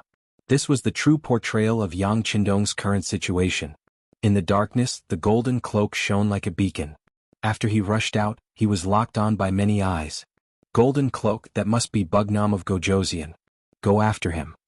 In the darkness, Muang, who was paying close attention to everything, like a viper lurking in the dark, had a flash of excitement in his eyes. He naturally saw the intensity of the battle just now. When he saw how the Black Cavalry relied on the advanced firearms in their hands to repel the attacks of the 3 provincial armies again and again, he was anxious and uneasy. After observing the battlefield, Muang came to the east. In his opinion, the defense here seemed to be weaker. If he had to launch an attack, he would definitely choose to attack here. Hiding in the east, he didn't know if the 3 provincial armies could break through the Black Cavalry's defense line if this continued. If they couldn't, once Yang Qindong walked out alive, who could restrain him? Where could they find such a once-in-a-lifetime opportunity? Yang Qindong must die. Otherwise he would have to go and die. This was the military order he gave to his uncle Ping Shiwang Mu Bin before he came. With the military order in front of him, Muang was still thinking about whether to launch an attack in the chaos. The men he brought were men of sacrifice trained by the Mu family with great effort. In terms of skills, they were naturally not comparable to the ordinary soldiers of the 3 provincial armies. Even so, he was not 100% confident that he could bring 200 men of sacrifice to the Black Cavalry. While he was still struggling in his heart and unable to make a final decision, Yang Qindong rushed out. Especially when the other party deliberately stopped in the process of charging. With the help of the moon they could see his face clearly. Needless to say, Muang was excited. Chapter 1577. He thought that this mission would be very difficult to complete, and the 200 men he brought with him would be thrown here. He never thought that Yang Qindong would actually rush out. Could it be that the Black Cavalry's defensive line was no longer safe? It's just that this is not what Muang should care about now. What he needs to do now is to catch up with Yang Qindong and kill him. Having seen the portrait of Yang Qindong countless times, Muang believed that he would not recognize the wrong person. Therefore, after Yang Qindong, who was wearing a golden cloak, rushed out from the east and kept running away, Muang took him and 200 men under him like ghosts in the night and chased after Yang Qindong. As soon as Muang moved in the same darkness, the 100 ninjas also moved. For Yang Qindong's appearance and figure, even if he turned into ashes, Bujishi could not forget it. So in just a face-to-face, Bujishi could be 100% sure that the person who escaped was Yang Qindong. Even so, how could he let go of this once-in-a-lifetime opportunity? Yang Qindong appeared and he was still alone. His appearance also directly attracted the pursuit of 200 men of the Mu family and 100 ninjas. Besides, at this time Yang Qindong, with the idea of being bold, rushed out from the protection of the Black Cavalry. The reason why he did this was that he wanted to lure the enemy into the trap, and secondly, doing this could also reduce the pressure on the Black Cavalry so that he could go all out and fight without any scruples. It's just that when he really rushed out, Yang Qindong was not sure whether someone would chase after him or not. It wasn't until he met the soldiers of the 3 provinces who were charging at him from the outside, and used his body to quickly weave through them, that he heard the dense footsteps behind him. Only then did a relaxed smile appear on his face. With Yang Qindong's current skill, his hearing was naturally better than ordinary people.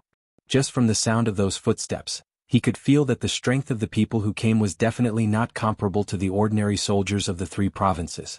From the orderly and light footsteps, Yang Qindong could feel that the other party's breathing was very stable. They should be the work of a well-trained master. Thinking that these people were masters, Yang Qindong couldn't help but rejoice in his actions. If it wasn't for this risk, the killers who waited for a long time and didn't have a chance to attack the small courtyard together with the soldiers of the 3 provinces. If so, the loss of the Black Cavalry would be inevitable. Haha, come on, I hope you can keep up with my speed. After a smile that others couldn't see flashed across the corner of Yang Qindong's mouth, he stomped his feet on the ground and rushed forward again. With only 50% of his strength, Yang Qindong could keep a safe distance from the pursuers behind him. Yang Qindong led the way in front without any hurry. Behind him were the men of sacrifice led by Muang and the ninjas led by Chueisho. As the 2 sides chased and fled, the distance between them and the small courtyard was getting farther and farther. Keep an eye on him, don't let him run away. Muang was very excited at this time. When he spoke, he looked back and then his eyes flashed with helplessness. Unlike Yang Qindong's skill, he could rush out of the encirclement of the 3 provinces without any injuries. When he led his men to break out of the encirclement, it took him some effort. The moment he collided with the soldiers of the 3 provinces, both sides were entangled for a short period of time. After sacrificing the lives of several men of sacrifice, he finally managed to kill his way out. This was because the soldiers of the 3 provinces were not prepared in the dark. Otherwise, Muang didn't dare to think about how many of the 200 men of sacrifice could escape alive. Now that several people have died, and all of this will fall on Yang Qindong's head, Muang's killing intent was even stronger at this time. Chueisho, who was 1 step behind them, was not any better. Just now, after a fierce battle, after losing the lives of several ninjas, they were able to rush out. Although they were reinforcements invited by Zhu Huihua, before their identity was announced, ordinary soldiers of the 3 provinces didn't know who they were. If they met on the battlefield, they were either comrades or enemies. Several ninjas died before they could catch up with the main character. Chueisho was also angry, but when he thought that he could finally catch Yang Qindong, his mood became excited again. He knew the importance of this battle. It will indicate whether the ninjas can be independent of Yangxia, and whether they have the opportunity to rebuild the small Japanese empire. And for this great goal, even if they use all their strength, even if they lose their lives, it is worth it. Both of them looked like they would not give up until they achieved their goal. The 2 teams followed Yang Qindong's footsteps closely and weaved through the southern cloud manor. Yang Qindong, who was walking in front, was undoubtedly the most relaxed person. If he wanted to, with his strength he could easily get rid of the tail behind him, but he didn't do that. He wanted to see if there was a second force that wanted to take his life. In this way, one side fled, while the other chased for about half an hour. Even when Yang Qindong felt tired, he still didn't find any new enemies. He knew that the dark forces in Yunnan Mansion were only these. He looked at the direction and went to the Xingwang Temple in the east of the city. Xingwang Temple in the Great Ming Dynasty at that time, almost every town had one. It represented a kind of sustenance for the people. As the Xingwang Temple of Yunnan Mansion, it covered a large area. It was equivalent to the size of a courtyard, and it was protected by a courtyard wall. It had its own independent courtyard. This was the cemetery Yang Qindong prepared for the people chasing behind him, and it was also the place where Yang Qindong prepared a backup plan. Just now he had passed by it twice. He believed that the people who had been lying in ambush must have made all kinds of preparations. It was time to close the net. When he came to the Xingwang Temple again, Yang Qindong flashed and jumped in the wall. His whole person disappeared into the darkness like a ghost. Following behind him were Muong and the others. Several men with good body skills also flew up, grabbed the courtyard wall and jumped in. Soon the door was opened from the inside and more men rushed in from the door. Nearly 200 men rushed into the Xingwang Temple with the fastest speed, which made Ishiki, who followed closely behind, couldn't help but stop. He only stopped for a few seconds and then he rushed in with nearly 100 ninjas. "Who are you people?" As soon as they entered the courtyard, a group of men turned around and surrounded Ishiki and the others. The ninjas were not willing to be outdone, and they all held their ninja swords in their hands, ready to fight at any time. During the pursuit, Muong knew that there was another group of pursuers behind him. However, he didn't know who these people were, so he didn't pay attention to them. After all, killing Yang Qindong was the most important task. But now the two sides finally collided, and it was time for an explanation. "Don't be nervous, we are also looking for Bugnam of Gojoseon to take his life." Ishiki stepped forward and looked at Muong, who was nervous. This wasn't because Ishiki was afraid of Muong. In this dark night, although he didn't have the number of people, he was confident that he could win. It's just that he didn't forget that Yang Qindong was his target, and he didn't want to complicate things before that. How could Muong not think the same way? Although he didn't know the strength of his opponents, he didn't see them coming. However, when they saw him, they did not immediately attack him. This proved everything. They weren't Yang Qindong's subordinates, and with this he won't be an enemy before completing the mission. Well, I will believe you for the time being. Now Yang Qindong is in this Xingwang Temple, let's look for him carefully. Muong stopped his men from attacking and turned around to go inside the Xingwang Temple. He had already arranged people to guard outside the temple. If Yang Qindong wanted to escape, he wouldn't be able to escape from his eyes. The two groups of people were divided into several teams, and they began to slowly move forward. They went to one temple after another, and it seemed like they were going to turn this place upside down to find Yang Qindong. In the dark, Yang Qindong's eyes had already been put on the most advanced night vision goggles, and he was watching Muong and Ishiki slowly approaching him. At this moment, Yang Qindong's eyes were filled with an inexhaustible anger, all because he saw Ishiki. Although the other party was dressed in black at this time and there was a black mask on his face, but just like the other party could easily recognize him, he also recognized the other party. Ishiki is dead, he died in the assassination of Mandula too. This is a well-known thing in Yangxia. But no one would have thought that in order to deter the world, Manto Ratu hung all the assassins on the wooden pole to warn the world. Because of this action, the secret agents of the Security Bureau carefully examined the corpses, but they didn't find the leader of the ninja clan, Kuroshio Shinobi. When this information was reported to Yang Qindong, he was a little more vigilant. For this reason he has taken some precautions, but at that time, Yang Qindong was still optimistic that Ishiki might have been burned, or he might have escaped with serious injuries and died. After all, he is a special ninja, and his strength is not comparable to ordinary people. This was just a kind of hope. However, when Chue Shi appeared in the Xingwang Temple, Yang Qindong knew that he had been too optimistic. This person is not dead and he wants to kill him. Thinking that if he didn't save him, Ishiki would have died, and there would be no ninja today. And it was his own kindness that led to all of this. The anger in his heart couldn't be extinguished. Yang Qindong hates betrayal, especially after betrayal they want to harm him. With this, there will be no good result for Ishiki today. Chapter 1578. Get ready to do it. In the end, Yang Qindong shook his head. He knew that those were just memories. Now, it was time to make up his mind to eradicate all of this. Yang Qindong, who seemed to have made some kind of decision, walked out of the darkness wearing a golden robe. As soon as he appeared, the death warriors of the Mu family and the Japanese ninjas who were searching for him couldn't help but exclaim, and then everyone quickly rushed forward and surrounded him.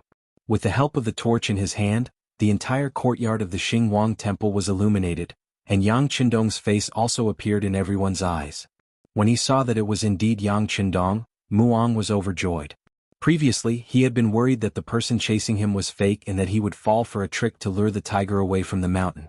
But now he could let go of his worries. On the other side, Blowing Stone, who was wearing a knight's suit, frowned. The person who came is Yang Qindong, and he is confident that he won't be wrong. But because of this, he couldn't help but mutter in his heart, the other party shouldn't have come out. 1 against 300, and such elite 300 people, even if they were made of iron they wouldn't be their opponents. But why did he know that? Why did he come out? What? Thinking of Yang Qindong's various means before, especially the last time when Ivan's sneak attack failed, and even the 30,000 cavalry led by Yeshen were destroyed, Blowing Stone's face suddenly became ugly. Could it be that this is a trap set by Yang Qindong? When he thought of Yang Qindong's past, for some reason Blowing Stone had a feeling of panic. Although he glanced around and didn't find anything wrong, he was still very nervous at the moment. Unlike Yang Qindong's men, Muong at this moment appeared in front of Yang Qindong as a winner. "Oh, this should be King Wunan of Damyang. I'm Muong of the Mu family. I've been waiting for a long time." The Mu family of Shiping King? Yang Qindong wasn't surprised when he heard this. He just repeated it and chuckled. Then he didn't pay any more attention to the other party. Instead he looked at the area under the rock. "What? Friend, are you not going to introduce yourself? Even if you want my life, you should at least let me know who you are, right?" Yang Qindong was so calm that people who didn't know would think that this was his home ground. So when they heard this, many of the Mu family's death warriors and ninjas showed resentment on their faces. As ordinary ninjas, although they know that they once worked for Yang Xie, they don't know that everything they need for training, such as food, clothing, shelter, transportation, etc., was provided by Yang Qindong. They thought that the upper echelons had no choice but to lower their heads and submit to others in order to survive.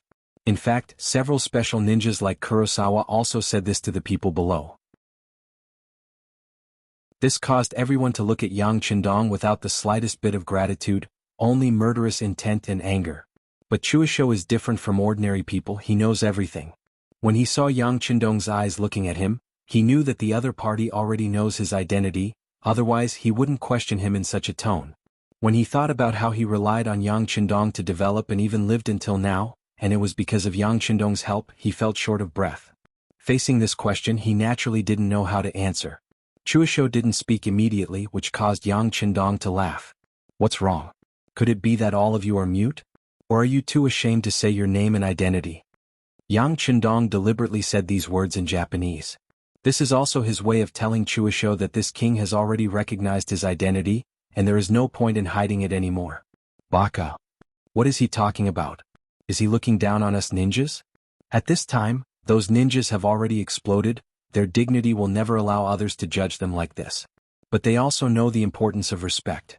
At this moment, after most of the ninjas vented their dissatisfaction, they still looked at Chuisho. They want him to speak for them. He even spoke in Japanese. Chuisho knew that his identity has already been exposed. It's just that at this moment he was no longer afraid. Since he made such a choice, he must bear the consequences. So before he came, he was prepared to die, although he didn't think that this trip would be dangerous. After taking a deep breath and calming down, Chuisho finally spoke. "Bugnam of Gojoseon, long time no see. I am a special ninja of the Japanese Empire, Chuisho." It turned out to be a ninja. Muong, who saw everything from the side, couldn't help but be surprised. But soon this surprise was suppressed in the bottom of his heart. This time he didn't want to be enemies with ninjas, but to kill Yang Qindong as long as he can complete this task. It's just a small ninja whose country has been destroyed. He really doesn't put him in his eyes. "You finally dare to admit your identity? But why don't you call yourself a servant? And what Japanese empire did you say? Aha, wasn't it destroyed a long time ago? Now it's just a province of Yang Xie." Yang Qindong waited for Chuisho to admit his identity, then he couldn't help but laugh. His words were full of sarcasm and contempt. In the past, these ninjas under the rock claimed to be slaves in front of Yang Qindong, and even if he wanted, these people claimed to be lackeys. But now these small titles proved their ambition. In the face of these sarcastic words, the other ninjas who understood Chinese naturally couldn't stand it. They all looked at Chuisho angrily. Chuisho wasn't much better. If it was just him and Yang Qindong here, he would just listen to some of these words, but now there are so many ninjas here, He absolutely won't allow anyone to question and disrespect him, so at this moment he suddenly shouted back. Bugnam of Gojoseon, the past is the past, please speak with dignity. Dignity ba. Yang Qindong opened his mouth and spat. A group of people who are willing to be dogs in order to survive, you want others to respect you, you think too highly of yourselves. Let me tell you, a dog is a dog even if it's wearing clothes, it's just a pet called by the master. In the face of a master who gives you food and drinks, you have to learn to wag your tail and beg, not to be treated with equal respect like a human because you don't deserve it. After saying these words, it didn't seem to be enough. Yang Qindong continued to say. If it wasn't for this king you would already be dead. How could you have your current scale? Without this king's money, how could you recruit people and train them wholeheartedly? Do you really think you can deny everything just because you've eaten everything? Facing Yang Qindong's questioning, Chuisho opened his mouth several times to say something, but in the end he didn't say anything.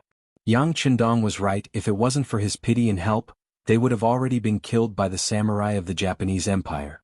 They wouldn't have been able to survive until now, let alone develop and grow stronger. They were once their benefactors, but now they don't want to repay him, they want to kill their master. What they did was indeed a bit too much. After venting for a while, Yang Qindong's mood seemed to be better. He opened his mouth and said, "All right, let the past go with the wind. Since you have chosen to be enemies with this king, then there's no meaning in saying those things. Now that you have found this king and want to kill this king, can you tell me who ordered you to do this? Oh, don't say no. If you want to train ninjas without enough money, it's impossible. Don't try to fool this king."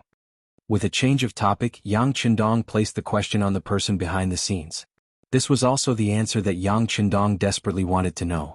Wasn't the reason why he took such a risk on this trip for this answer, to find out who the traitor was? Yang Qindong didn't mention the past, he just wanted to know who ordered them to do it. This request was already very low. Before a prisoner died, they were allowed to eat a full meal, not to mention Yang Qindong, who was their benefactor. But he just wanted to know who was behind the scenes. This was not too much. If Chuishiki knew the answer, he would tell Yang Qindong. But unfortunately he really didn't know. Chuishiki shook his head. Bugnam of Gojoseon, it's not that Chuishiki doesn't want to tell you, I really don't know. I only know to listen to Emogue's orders. Emogue? Who is he? Although Yang Qindong was somewhat dissatisfied with this answer, he also knew that Chuishiki really didn't know, otherwise he wouldn't refuse to answer this question. I don't know who he is, I just know everything, I just listen to him. By the way, he should be in the palace of the 3 provinces now, beside the 3 provincial kings. It's a pity, I'm afraid that Bugnam of Gojoseon will never see him again. Chuishiki said while shaking his head as if he was going to die here today. He was destined to not know the result. Emogue, right? I'll remember this name. Yang Qindong nodded heavily, as if he attached great importance to this name. Seeing that Yang Qindong was still hesitating about this matter, seeing that Chuishiki seemed to have answered his question, and seeing that it was getting late, Muong laughed loudly. Well, Bugnam of Gojoseon, you should know everything you need to know, now you shouldn't have any last wishes, it's time to go on the road. Go on the road? With just you? You're just a small child of the Mu family. Do you know that I'm Bugnam of Gojoseon, the emperor of the Great Ming Dynasty, recognized by the emperor of the Great Ming Dynasty, Bai Ming, and the emperor of the Southern Ming Dynasty? Do you know that you're offending your superiors by doing this to me? Seeing that Chuishiki couldn't ask any more questions, Yang Qindong turned his gaze to Muong.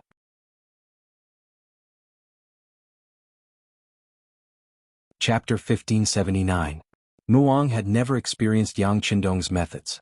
He had only heard about them, so Muong was not afraid of him. Seeing that Yang Qindong still wanted to use his position to oppress others, Muong could not help but burst into laughter. Haha, Bugnam of Gojoseon? The emperor personally conferred the title? Don't you think it's ridiculous to say this? Don't you know that all this is because you were forced to do so? You're just a courtier. Instead of thanking the emperor for his kindness, you only want to rebel and become the emperor. Now you still have the face to talk about these principles. Don't you feel ashamed? Mu Ang's scolding attracted a burst of cheers from the men of sacrifice around him. Although they had not made a move yet, it was obvious that their young master Mu was much better than the special ninja of the Japanese Empire. This was something they should be proud of. Yang Qindong listened to all this carefully, and there was no trace of unhappiness on his face. This was because he knew that Muong wasn't the only one who thought this way.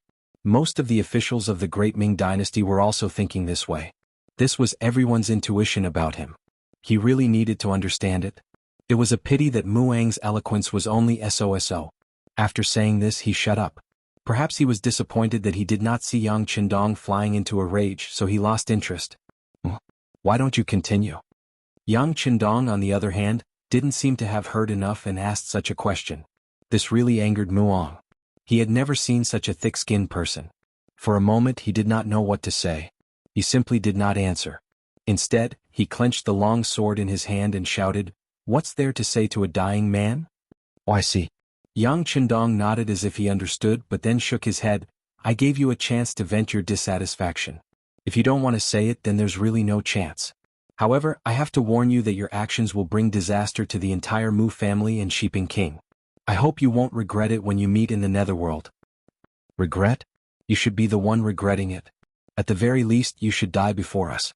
Men do it." Muang didn't want to say anything else. Perhaps because he couldn't see Yang Qindong's fear, Muang felt that it was unnecessary to say anything. It would be better to take him down and cut him into 1,000 pieces. "That's right, we should do it. Do it." As Muang's voice fell, Yang Qindong actually nodded in agreement, and then said the same thing. Then the sound of a dying person wailing could be heard. This voice made Muang and Bao Shi, who were about to make a move, freeze. They couldn't help but stop moving forward. Bang! The closed door of the temple behind them was suddenly knocked open from the outside. Then, a group of black figures jumped in and blocked the direction of the door. Not only that, at the same time on the courtyard wall, a group of men in black rushed out from behind Yang Qindong. As soon as they appeared, they surrounded Muang and Bao Shi.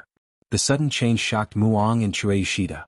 Their expressions were no longer as relaxed as before. The men of sacrifice sent by the Mu family were all very strong. If they were fighting on the battlefield, any one of them would not be afraid of 3 to 5 people. But those shouts just now were so quick that they almost didn't hear any sound of resistance. They were killed one after another. From this point of view, doesn't it mean that this person's skills were more powerful than theirs? The stronger the enemy, the more dangerous their situation would be. It would be strange if they didn't have a good expression. The only thing worth rejoicing over was that although it seemed like they were surrounded, it was clear that not many people had come. There were only a little over 100 people, which was not even half of their number. It seemed that with the advantage of numbers they still had a fighting chance. Seemingly at the same time, Muang and Blowing Stone's eyes met. Then almost at the same time, they opened their mouths and said the word kill. They were fast, but some people were faster than them. Those men in black who suddenly appeared, they didn't know when they had the 95 style gun in their hands. Just when those men of sacrifice and ninjas were about to move, a black muzzle was pointed at them, and then there was a burst of fierce gunshots. The bullets flashed in the dark night, and ninjas and men of sacrifice who wanted to rush forward were shot down one by one. Firearms? When they saw the men in black took out these things, whether it was Muang or Bao Shi, their face changed. A strong sense of crisis also pressed down on them, making their originally confident faces lose their confidence. Retreat. Go. Almost one after the other, Bao Shi and Muang gave the order. In their view, although they had the advantage in numbers in the face of powerful firearms, it was too difficult to win. In that case it was better to escape first. Anyway, Yang Qindong was still in Yunnan Mansion, so they didn't have to worry about not finding an opportunity to kill him. It's just that at this time they still wanted to retreat, but it was not so easy. A smoke bomb was thrown at them, the strong smoke exuded a nauseating smell, and their eyes couldn't help but shed tears of pain. In a short time, most people were hit and lost the ability to resist. Throw the flash bomb. Another voice came out, followed by a series of hand grenades that could blind people's eyes. They were thrown in the courtyard, making those men of sacrifice who wanted to escape in the dark, especially the ninjas, have no choice but to stop. Forget about the men of sacrifice. Their advantage was that they were not afraid of death. When their strength was obviously inferior, they were just like straws that could be harvested at any time. Ninjas were different. What they were good at was hiding or sneaking or running away with the help of various means. Whether it was using the surrounding environment or the reflection and refraction of light, in short, when it came to escaping, few people dared to say that they were the best. Not to mention in the originally dark environment, as long as they couldn't be killed in the first place, once they escaped, it would be extremely difficult to catch them. It was precisely because they knew and understood this that those flash bombs were thrown out. When a strong light suddenly came out and met the eyes of those ninjas, at that moment, they felt that there was a vast expanse of white in front of them. At this moment they completely lost their direction, let alone escape. When the flash bombs appeared, the men in black with special goggles moved. They had been trained for this for a long time, and with the protection of the goggles, the flash bomb's damage to them has been minimized. One side couldn't see anything and the other side's vision was normal, so it was easy to imagine what would happen. The sound of gunshots came out, hitting the legs of the men of sacrifice or ninjas one after another. Soon, the Xingwang temple was dyed red with blood, and a burst of fishy smell also assailed their nostrils, making them want to vomit. Those assassins who first experienced the smoke bombs, then the flash bombs, and then the smell of blood finally couldn't stand it anymore. They began to bend down, lowered their heads, and vomited. But even if they had lost the power to resist in a short time, the gunshots still didn't stop. One by one, their legs were penetrated by bullets and blood flowed out. One by one, they couldn't stand still and fell to the ground. In a short time, the assassins who wanted to resist and break out of the encirclement stopped moving. They fell to the ground one by one, wailing and screaming. At the same time, their bodies were twitching. They didn't know if it was because of the gunshot wounds or because of the smell in their noses. They kept twisting their bodies in pain. Control them all. Seeing that the dust had settled, the group of black-clothed men stopped. One by one, they lit up their torches and began to walk towards the injured assassins on the ground. Fight them to the death. When a black-clothed man came to the side of a death warrior, a sudden shout resounded. Then, a figure endured the pain from his legs and suddenly pounced on him like a ferocious tiger coming down from the mountain. His momentum was extraordinary. You're courting death. The man in black with a torch in his right hand seemed to have expected this scene to happen. He just moved his body to the side and dodged the tiger's attack. Then, when the assassin's figure missed, a torch hit the assassin's back.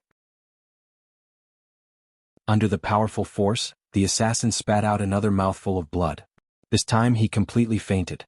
This scene continued to happen. Men of sacrifice were men of sacrifice. They kept fighting back. Although they had lost the support of their legs, they still fought back. However, those men in black all seemed to have unique skills. Not only were none of them injured, but they all used a single move to subdue the killers who were still unwilling to give up. Once again they knocked them unconscious on the ground. Among them, the most obvious one was the man in black who fought against Muang. Muang was allowed to lead the team. Needless to say, his skills were excellent. Therefore, although his legs were penetrated by bullets just now, he did not give up the last chance. When he endured the pain in his legs, he jumped up and rushed toward the man in black. He was full of confidence that his sneak attack would succeed. Although he did this, he still could not avoid the result of death. But it was probably the best result to be able to drag one of them down with him before he died. Although it was said that it would be faster if it was late, when he really attacked, Muang was disappointed again. The moment he flew up, he felt that something was wrong. Then he found that in the face of his absolute counterattack, his opponent did not panic. He even saw the disdain in his opponent's eyes under the moonlight. Then, facing his fierce attack, his opponent did not dodge. On the contrary, his opponent met his attack head-on with his left fist without a torch.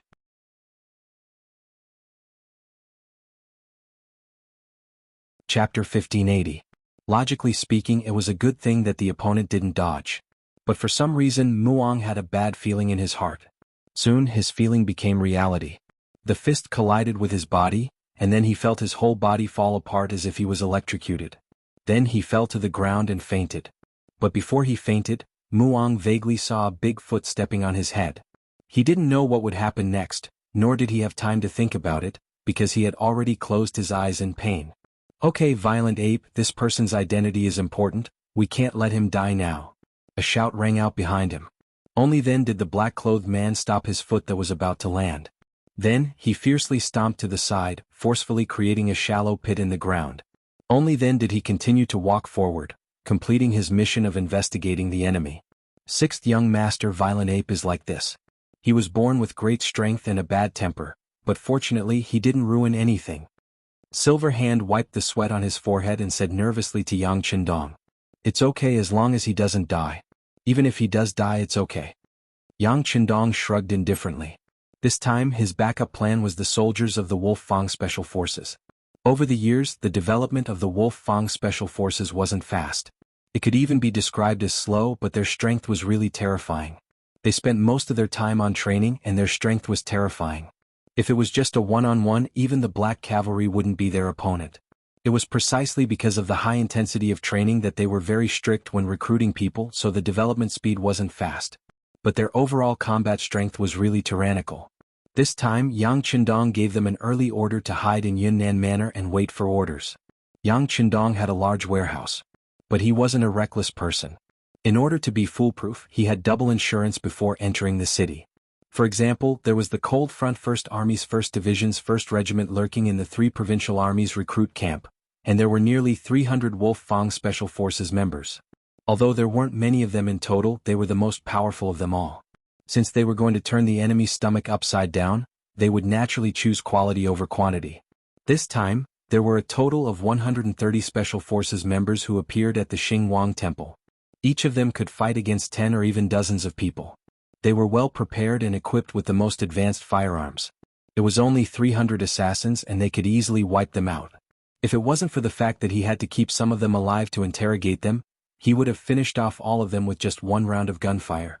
Then again, even Muang's counterattack was easily blocked. What was the use of the others struggling? It was as if Blowstone had also launched a counterattack. His opponent was Steel Leg. Unable to use the ninja's concealment jutsu, in just 3 rounds he was kicked in the right arm.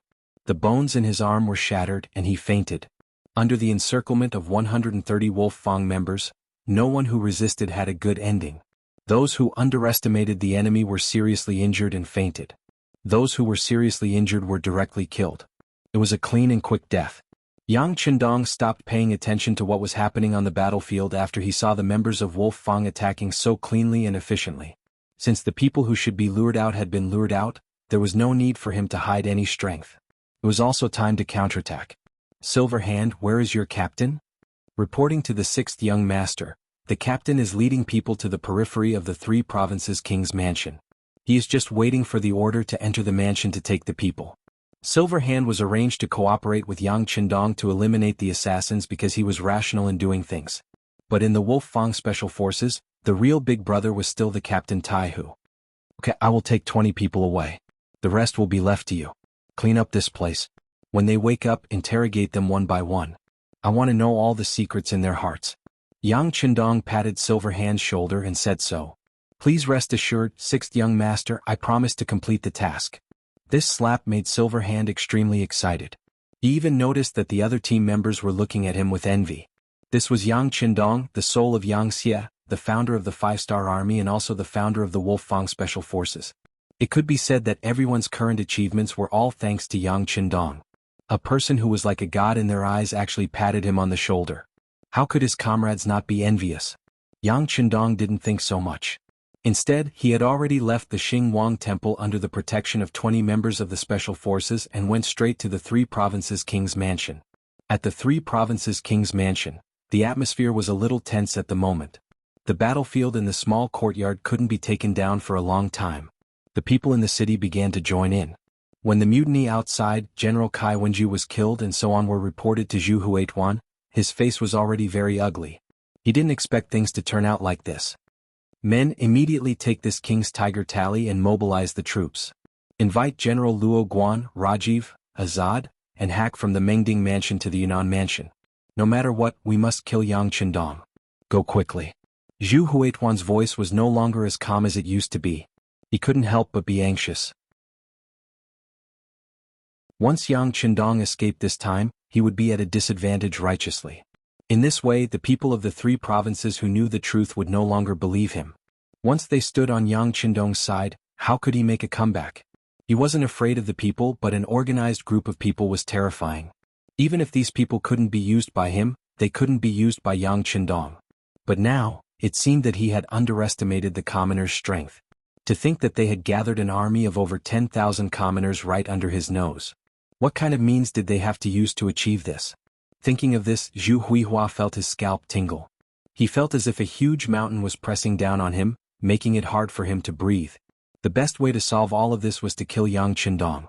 Once this person was gone, the people would lose their nuclear core force and it would be much easier to deal with them. In the end, Yang Qindong had to die.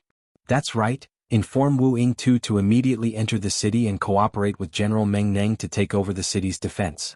Once the 5-Star Army appears outside the city, we must defend the city and wait for reinforcements. After thinking about it, Zhu Huituan decided that this Miao King would come in handy. Zhu Huituan didn't completely believe in the Miao people. Therefore, on the surface, it seemed like he put Wu Yingtu in an important position, but he didn't allow the Miao army to enter the city. He only allowed them to set up camp outside the city. But now, seeing that the situation in the city was getting out of control, he thought of the 10,000 Miao soldiers and decided to put them in an important position. After giving out a few orders, Zhu Huituan sat back on the throne and his face looked much better. Next, he waited for news and battle reports from various parties. At the same time, he was also looking forward to the possibility that Wang Zhangjiang could kill Yang Qindong. Zhu Huituan didn't know that Yang Qindong had already left the courtyard in the dark. Not only that, but the two assassin teams that were most likely to threaten his safety were also eliminated. However, this wasn't the worst. The worst thing was that his mansion was surrounded. Even the slightest movement here couldn't escape the surveillance of the Langya Special Force led by Tai Hu. Just like the few messengers he sent out, it seemed like they had left the mansion and were safe. However, as soon as they walked into the nearby streets, they would be immediately intercepted and killed. It was still okay if they put down their weapons and surrendered, they could still live. However, anyone who resisted would be killed without mercy. In other words, all the orders in the mansion were only to enter and not to leave. After Yang Qindong arrived outside the mansion, the news couldn't even enter because there was no need to hide anything. They could directly lay their cards on the table. The sixth young master, Yang Qindong's appearance made Tai Hu and the others excited. Their eyes were filled with admiration. Although Tai Hu was the captain of the Langya Special Force and looked majestic, they were originally a special force that was independent of the five-star army. In other words, their actions were not under the jurisdiction of the five-star army. They didn't need to report their whereabouts. They were very mysterious and powerful. However, this was only in front of ordinary people. In front of Yang Qindong, these so-called arrogants could be removed one by one. It was because of Yang Qindong that the Langya Special Force had everything. It was also because of Yang Qindong's support that the Langya Special Force could be treated like this. Therefore, when facing the real founder of the Langya Special Force, Tai Hu and the others only had respect and obedience in their eyes. Well done. Yang Qindong had always been a person who was not stingy with his praise. When he walked to Tai Hu's side, his right hand naturally fell on his shoulder and gently patted him. Then he asked about the situation in the mansion. Reporting to the sixth young master, there are a total of 3 doors in the mansion: the main door, the back door, and the side door. I have arranged people to watch over these 3 doors. I guarantee that when they come out, they will be killed. All their connections with the outside world have been cut off. Tai Hu straightened his body and made a simple report of the situation. Very good. Yang Qindong nodded with satisfaction after listening. How is the situation in the mansion? If we rush in now, how confident are we in controlling this place? Reporting to the sixth young master, Skinny Monkey has already gone in just now. The situation inside is basically clear. There are about 400 bodyguards of Zhu Huihua in the mansion. There are also more than 100 servants in the mansion. They don't have much fighting power. Therefore, as long as the sixth young master gives the order, we have absolute confidence in controlling this place. However, there may be some movements. After all, no one knows if Zhu Huihua has other means of rescue. When Tai Hu said this, he didn't look very confident.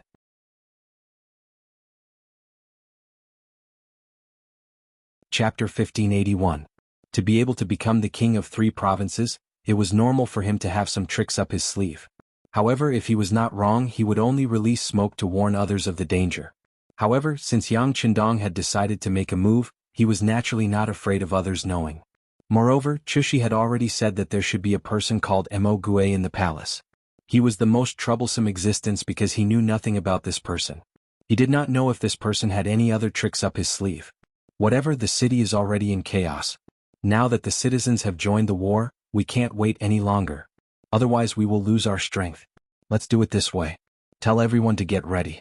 We will attack in 10 minutes. We must finish the battle in the shortest time possible.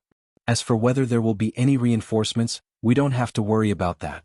With the current situation, I want to see who will come to save the king of 3 provinces. Yang Qindong made his final decision. He had 500 black cavalry soldiers to defend a few small courtyards. Now that the palace was so big, he had more than 100 Wolfang Special Force soldiers. He was more confident in facing any unexpected situation. One must know that there was everything in the warehouse. At worst, he could take out a small portion of the weapons in the warehouse and it would be enough to solve any problems. Not to mention, once Zhu Huichun was taken down, the people of the 3 provinces would be in danger. Who would think that they would come to save him? Since Yang Qindong had said so, Tai Hu naturally did not have any doubts. After saluting, he immediately went to make arrangements. After the most elite Wolf Fang took action, they had already formulated 3 battle plans in just 10 minutes. This was to ensure that once an unknown situation occurred, they would be able to guarantee that they could immediately change the plan to solve the problem. 6th Young Master. When Tai Hu came in front of Yang Qindong again, his face was full of confidence. Let's do it. Yang Qindong of course knew that this was already prepared. He nodded his head. Let's do it. Tai Hu immediately turned around. Even though the sun had not risen yet, when he uttered those 2 words, hundreds of black shadows could be seen moving in different directions. They were advancing towards the prince mansions of the 3 provinces from 3 different directions. The battle outside was in full swing. Although the atmosphere in the 3 provincial palaces was a little tense, no one thought that there would be danger here. After all, the southern Cloud Manor was still in the hands of their king. Therefore, ordinary people were still doing what they were supposed to do. Many of the guards were still sleeping and resting. Only a portion of the guards were patrolling the mansion, but they were just walking around. When the members of the special forces suddenly appeared like ghosts, many of the guards fell to the ground before they could react to what had happened. Most of them had a fatal wound on their bodies. One of the weapons that the Special Forces members were most used to using was the 3-pronged bayonet. This type of weapon was already banned in the future. Its lethality was too great. Once one was injured by it, one would basically die from excessive bleeding. Scheming against the unsuspecting. With the strong attacking the weak, the patrolling guards didn't even have time to react before a third of them died. At this moment, someone finally reacted and began to shout loudly to warn the others. However, shouting at this moment wouldn't affect the overall situation. Even if the guards who were already resting woke up and took out their swords, they would only be able to hold on for a little longer. Not good, not good. A guard rushed into the main hall of the prince mansion and knelt down in front of the prince of the 3 provinces, Zhu Huichen. What's going on? Why are you so flustered? Zhu Huichen was unhappy. On the other hand, Qin Tian, who was standing at the side waiting for news, had an extremely ugly expression. This was because he could vaguely hear the battle cries and it didn't seem to be far away. This made his scalp tingle. Reporting to your majesty, someone suddenly launched an attack on the prince mansion. The guards? What's wrong with the guards? Zhu Huichen walked forward impatiently and grabbed the guard's collar as he asked anxiously. The guards can't hold on anymore. What? Hearing this, Zhu Huichen couldn't help but let go of his right hand and involuntarily took a few steps back until he came to Qin Tian's side. After being supported by Qin Tian, he stopped. However, his face was pale and it was obvious that he was frightened. Even Qin Tian, who was behind him, wasn't any better. This was because he didn't expect that someone would have designs on the prince mansion at this time and harm the prince mansion. However, intuitively he still didn't think that it was Yang Qindong's doing. This was Yunnan Manor and the other party was surrounded in the small courtyard. Logically speaking, the other party should be unable to protect himself. Why would they come to find trouble with him? How would Qin Tian know that Yang Qindong's personal strength was strong? Under the dark sky, with his master-level movement technique, unless someone was watching him, it wouldn't be difficult for him to break out of the encirclement. Qin Tian didn't think that it was Yang Qindong's doing. He looked at the guard and asked, "Do you know who is coming? How many people are there?" "I don't know. Those people are too strong. Our guards aren't their opponents at all. We only held on for a while because of our advantage in numbers. However, now that we don't have the advantage in numbers, we can't hold on any longer. Your Majesty, please think of a way." The guard who reported the news shook his head.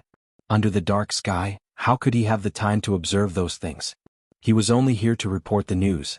On the other hand, Zhu Huichen was worthy of being the king of 3 provinces. He still had some courage. The panic just now was only because of the sudden incident. Now that he knew the situation outside, he immediately said, Go and set a fire. Inform the people outside that the prince mansion is in danger." The guard responded and turned to leave. Zhu Huichen, who was left behind, grabbed Qin Tian's arm and went straight to the inner courtyard. A cunning rabbit has 3 burrows. Zhu Huichen killed his elder brother and younger brother. He also offended the southern Ming dynasty and Bugnam of Gojoseon. Under such circumstances, how could he not have a backup plan? For example, there was a secret basement in the prince mansion. The people who built the basement had been killed by him.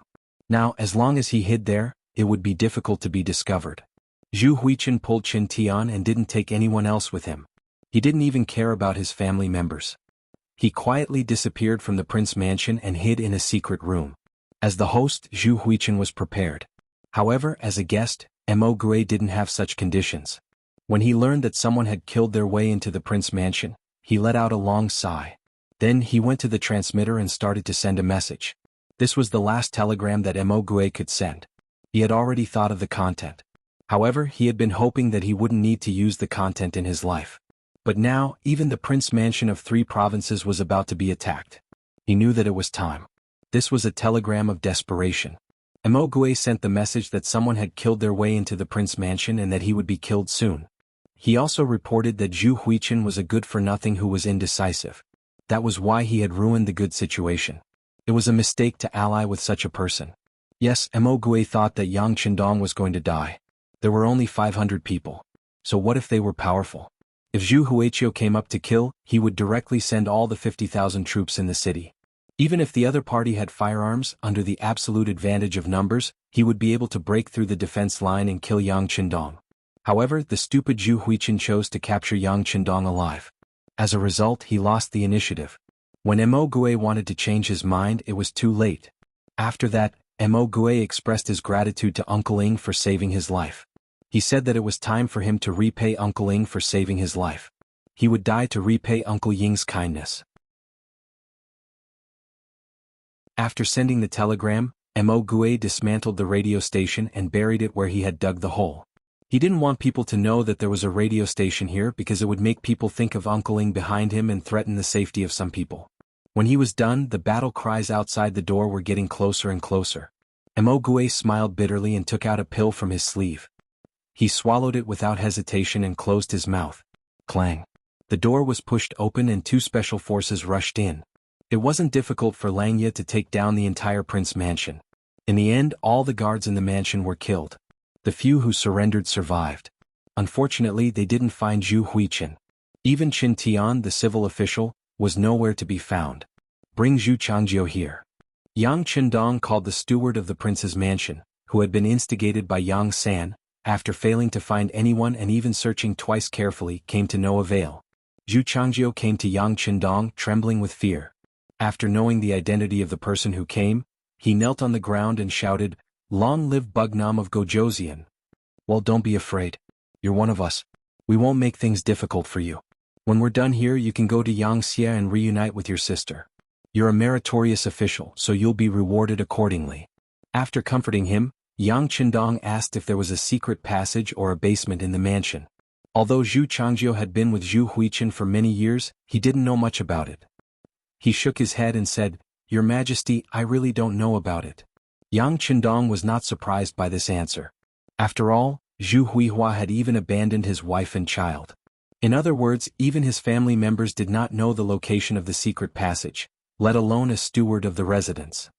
"Well, you should know a man called Mo Gue, right?" "Oh yes, the mysterious man you reported to Director Yang San."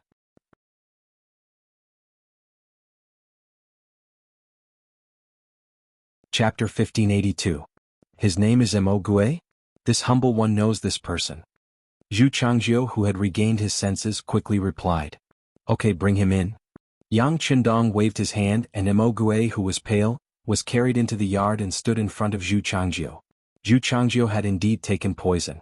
The special forces were still a step too late and did not manage to save him. But even so, Yang Qindong still needed to confirm this person's identity.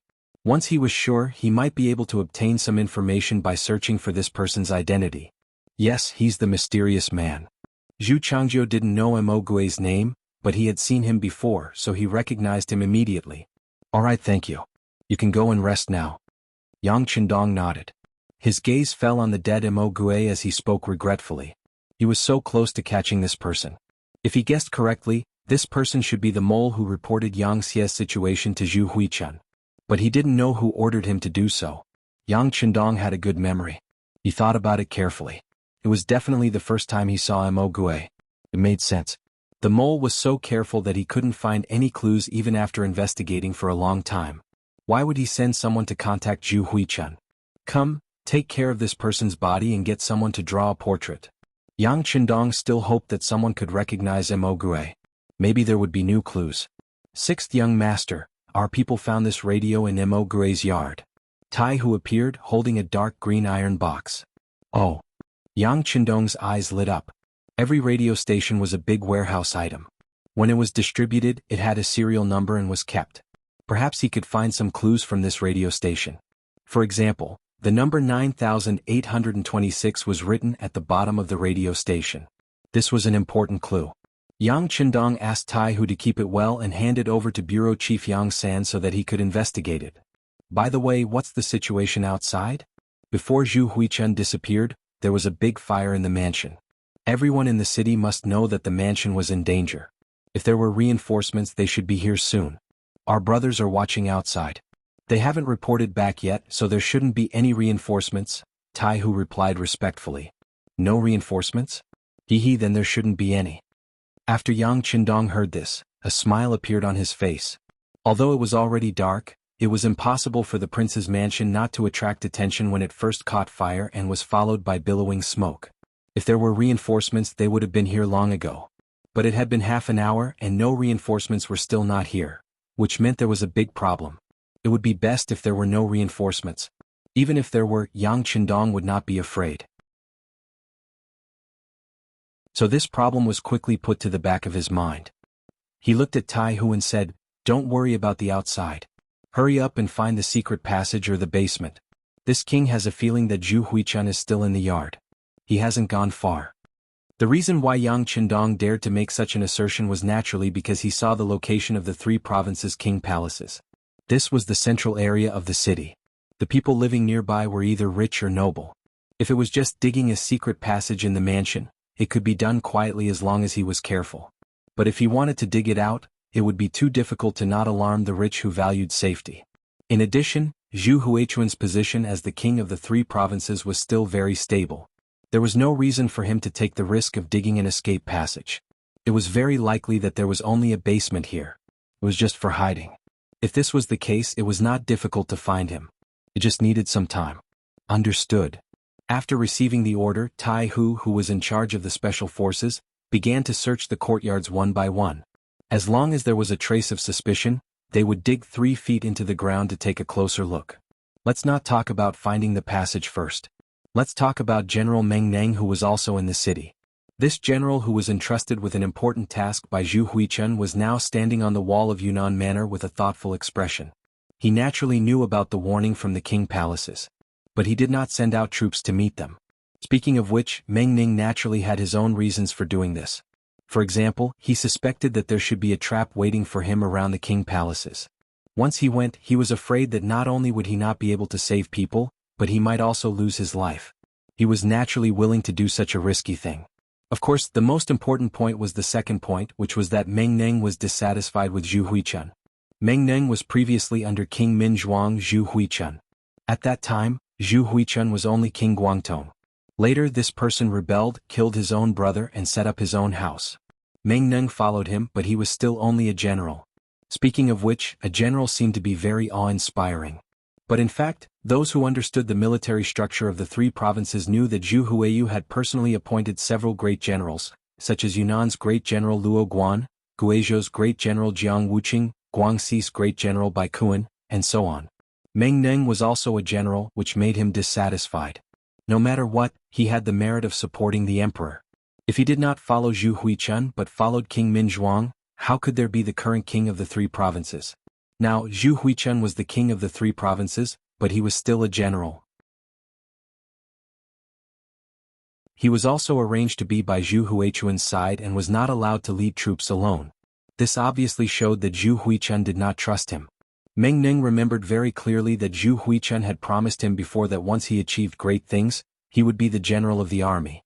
At that time, all the generals would be under his control. Only the word commander was added, but he could indeed become the highest commander in the army. Zhu Huichun's slip of the tongue made Meng Ning unhappy. Now, he was worried that there was an ambush in the king's mansion, so why would he take the risk?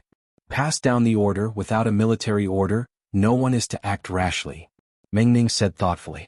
At this moment, Meng Neng was watching and waiting to see how the situation would develop. With military power, he was confident that no matter what the situation was, he could deal with it.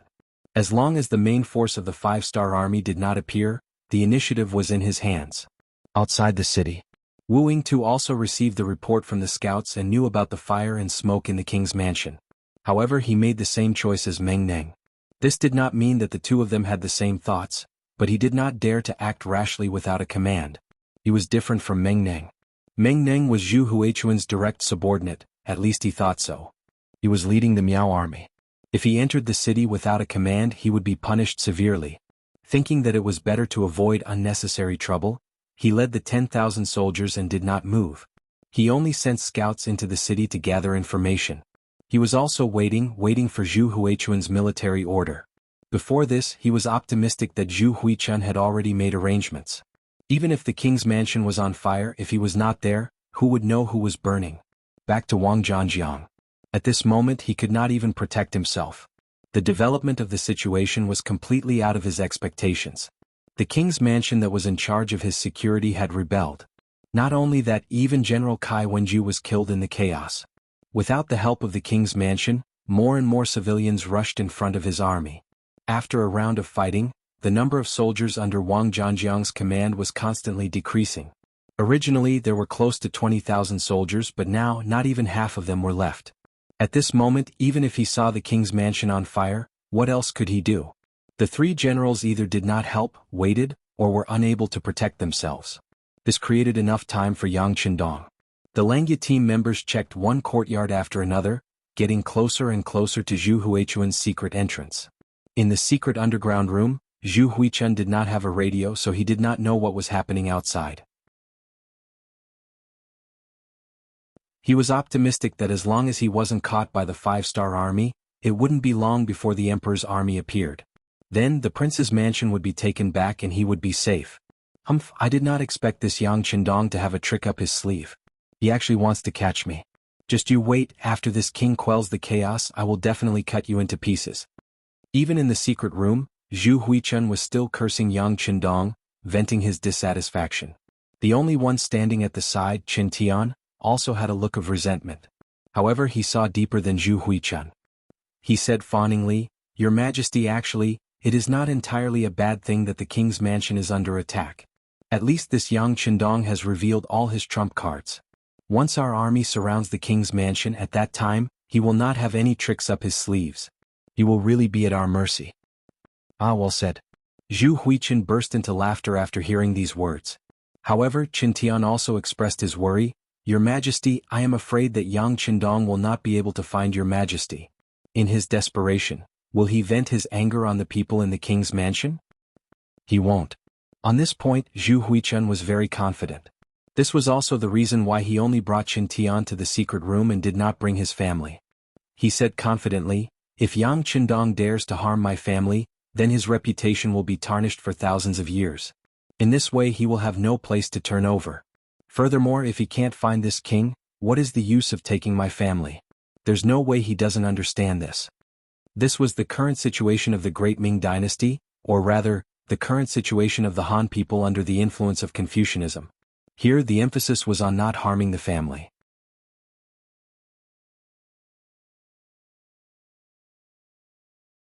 Chapter 1583. For Yang Qindong to have such achievements today, even if he were to die now, history would record him in detail. After all, he had shown the might of the Han people, which was worthy of affirmation. On the other hand, if he really touched Zhu Huilio's family, he would be completely morally stained. If that really happened, he would not be able to rest in peace even if he died. His family and loved ones would be ashamed of it. It was because he had thought this through that Zhu Huilu was so confident. That's good. If that's the case, the king has nothing to worry about. The king will definitely win. Qin Tian was also relieved. He was really afraid that Yang Qindong would not be able to defeat the enemy and would act against the families of the three provincial kings. However, after thinking about it carefully, the advantages outweighed the disadvantages. As long as Yang Qindong still had a shred of rationality, he would not do such a thing. Hearing the slogan that the king will definitely win, Qin Tian laughed out loud. "Alright, let's see how Yang Qindong is captured alive or how he dies. Does he really think that he can turn the situation around after taking down the prince's mansion? This proves that he can't hold on any longer. This is just his last act of madness. He is definitely going to lose. Yang Qindong, who Zhu Huilu thought was going to lose, was currently sitting on the throne where Zhu Huilu sat, quietly listening to Tai Hu's report. Sixth young master, the 10,000 Miao soldiers outside the city did not act rashly because they did not receive any orders and did not know what was going on here. Actually, this is normal. However, why is that General Meng Ning also not moving? This is really hard to understand. Tai Hu looked as if he was asking for advice. After all, it was a rare opportunity to learn from Yang Qindong directly. Yang Qindong also thought highly of Tai Hu. If there was an opportunity to teach him, he would not be stingy. He first smiled, then said, "The development of everything in the world is not the same. Everyone has their own selfish motives. Obviously, this Meng Ning also has his own thoughts. Before figuring out why the prince's mansion was set on fire, he will not act rashly. I think he is afraid of falling into our ambush and wants to wait for the best price." But Zhu Huihua was his king. If his king was in trouble, shouldn't his subordinates immediately send troops to save him? Isn't he afraid that Zhu Huichen is really fine and will come back to settle old scores with him? Tai Hu still didn't understand. Yang Qindong said patiently, "If it were any other time, of course I would be scared. But now was the most chaotic time. Moreover, if Zhu Huiying is fine, then something must be wrong with this prince. If that is the case, Yang Xie will definitely be in chaos. If Zhu Huilu wants to take advantage of this opportunity to gain benefits, he must have people around him. Meng Ning knows this and knows that he is still valuable, so he is not afraid that Zhu Huilu will turn against him. So that's how it is." Tai Hu finally understood. Then he smiled and said, "But it's a pity that he doesn't know that not only is the sixth young master fine, but only a little over 100 of us from the special forces managed to take down the prince's residence. He's going to miss such a good opportunity to serve the emperor and perform well." Ah, that's right. Yang Qindong shared the same opinion. The prince's residence was not the courtyard he lived in. Because it was small, it was easy to defend. The prince's residence was big and had many walls. If Meng Ning led the army here, it would be impossible for him to defend this place. The best result would be for him to leave with his men. In this way he would lose the chance to capture Zhu Huilu alive. Could be said that all his efforts would be in vain. However, Meng Ning did not seize this opportunity, which doomed the three provincial kings to defeat. While the two of them were still talking, the special forces on the other side were not idle. Other than leaving the necessary people to guard the three gates to prevent any accidents, the other members were carefully searching. Since Yang Qindong said that Zhu Huilu didn't run away, then he definitely wouldn't run away.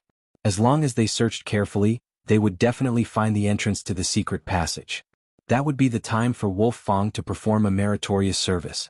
Every member of the team was searching attentively, not wanting to leave any corner unturned. Among them, Skinny Monkey's movements were the fastest. Looking carefully, the members of Wolf Fang were all tall and strong. In comparison, Skinny Monkey, who weighed less than 50 kilograms, was an exception. However, not only did he become a member of Wolf Fang, but he was also the leader of Wolf Fang Iron Tiger. This was because he had real skills in other aspects. For example, he was the one who entered the prince's residence to investigate. Relying on his small body, his Qigong was very good and he was also very agile. He was very suitable for spying. His skills were not difficult, but he also knew a lot of unorthodox ways. One of them was tomb raiding. Before joining Wolf Fang, he had followed others to rob tombs because of his small body. For example, he could squeeze into some narrow places. For this reason, he was more familiar with the structure of the underground secret passage than the other members. He led a small team of 10 people to search one house after another. His hand tapped on the first floor to see if it was different from the other floors. In this way, in a short period of time, when the others only searched 2 or 3 houses, he had already searched 7 or 8 houses with this method. Finally, he stepped into the house at the secret entrance. This was a storage room and there were all kinds of daily necessities inside. A room like this looked no different from any other room. However, under Skinny Monkey's leadership, everyone still carefully checked every inch of the room. When he finally came to the corner of the room in front of a pile of salt, he suddenly stopped. A faintly discernible shoe print was right below the salt bag. If it wasn't for the light of the torch, he was afraid that this oversight would have directly swept past it. "Has anyone been here before?" Skinny Monkey squatted down and asked the other members. Someone must have pushed the door open to check, but no one would search this corner. One of the team members answered aloud. "Hee hee, this is interesting." Skinny Monkey agreed with this answer. It was because of this that his eyes became brighter. Someone move the salt bag away. Be careful. Skinny Monkey was their captain. After the captain gave the order, a member immediately came forward and moved the salt bag away, revealing a flat ground. Just from the appearance alone, it was impossible to tell that it was different from other places. If this is the entrance, it's really ingenious. The skinny monkey-like man smiled with great interest. Then he leaned forward and gently knocked on the floor a few times. A few echoes sounded, making a slightly crisp sound. This sound was completely different from the dull sound of knocking on the ground. When this sound came out, Skinny Monkey's smile became wider, then he said with a very confident tone, "Go and call more people here. There's something here." This was also why Skinny Monkey was cautious. If the 3 provincial kings were really hiding here in case there were any ambushes or traps, his group of 10 people was still too small. After Skinny Monkey gave the order, several groups of Special Forces members nearby rushed over. When the number of people reached 50, Skinny Monkey decisively got someone to find a heavy hammer and smashed it fiercely on the ground. He believed that there must be some kind of mechanism controlling this place, but he didn't have time to find it. He could only use the simplest method, violently smashing the door. Dang dang dang, dang dang dang. Under the continuous smashing of the heavy hammer, a black hole with a diameter of nearly 1 meter appeared in front of everyone. At this moment, Skinny Monkey didn't need to say anything. A member suddenly jumped in and disappeared. In the underground secret room, Zhu Huiqi and Qin Tian were still talking about the outside world. From their conversation, they had already determined that the reinforcements were about to arrive, and they should be getting closer and closer to getting out.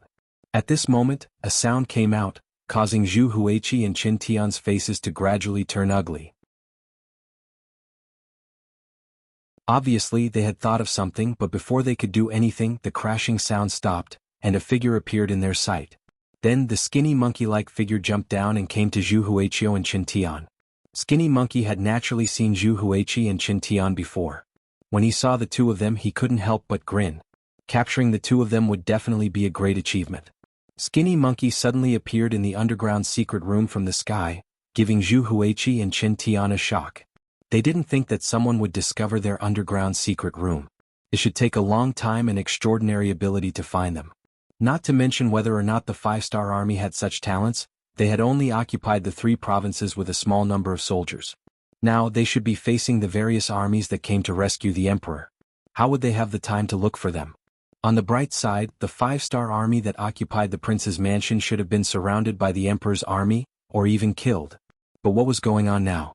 At this moment, both Zhu Huiqi and Qin Tian's faces were very ugly. Qin Tian even intentionally rubbed his eyes. Obviously, even now he still didn't think that all of this was real. Hehe, the 2 of you don't have to doubt, you are now our captives. Of course you can resist, but the consequences, hehe, will be very serious. Skinny Monkey said as he took out the military knife in his hand and played with it. It was as if he was saying, if you dare to act rashly, I won't be polite. Both Zhu Huiqi and Qin Tian were smart people, so how could they resist at this moment? Especially Zhu Huiqi, he was the king of 3 provinces and was also a member of the Zhu family. Even if he fell into Yang Qindong's hands, he wouldn't dare to hurt him.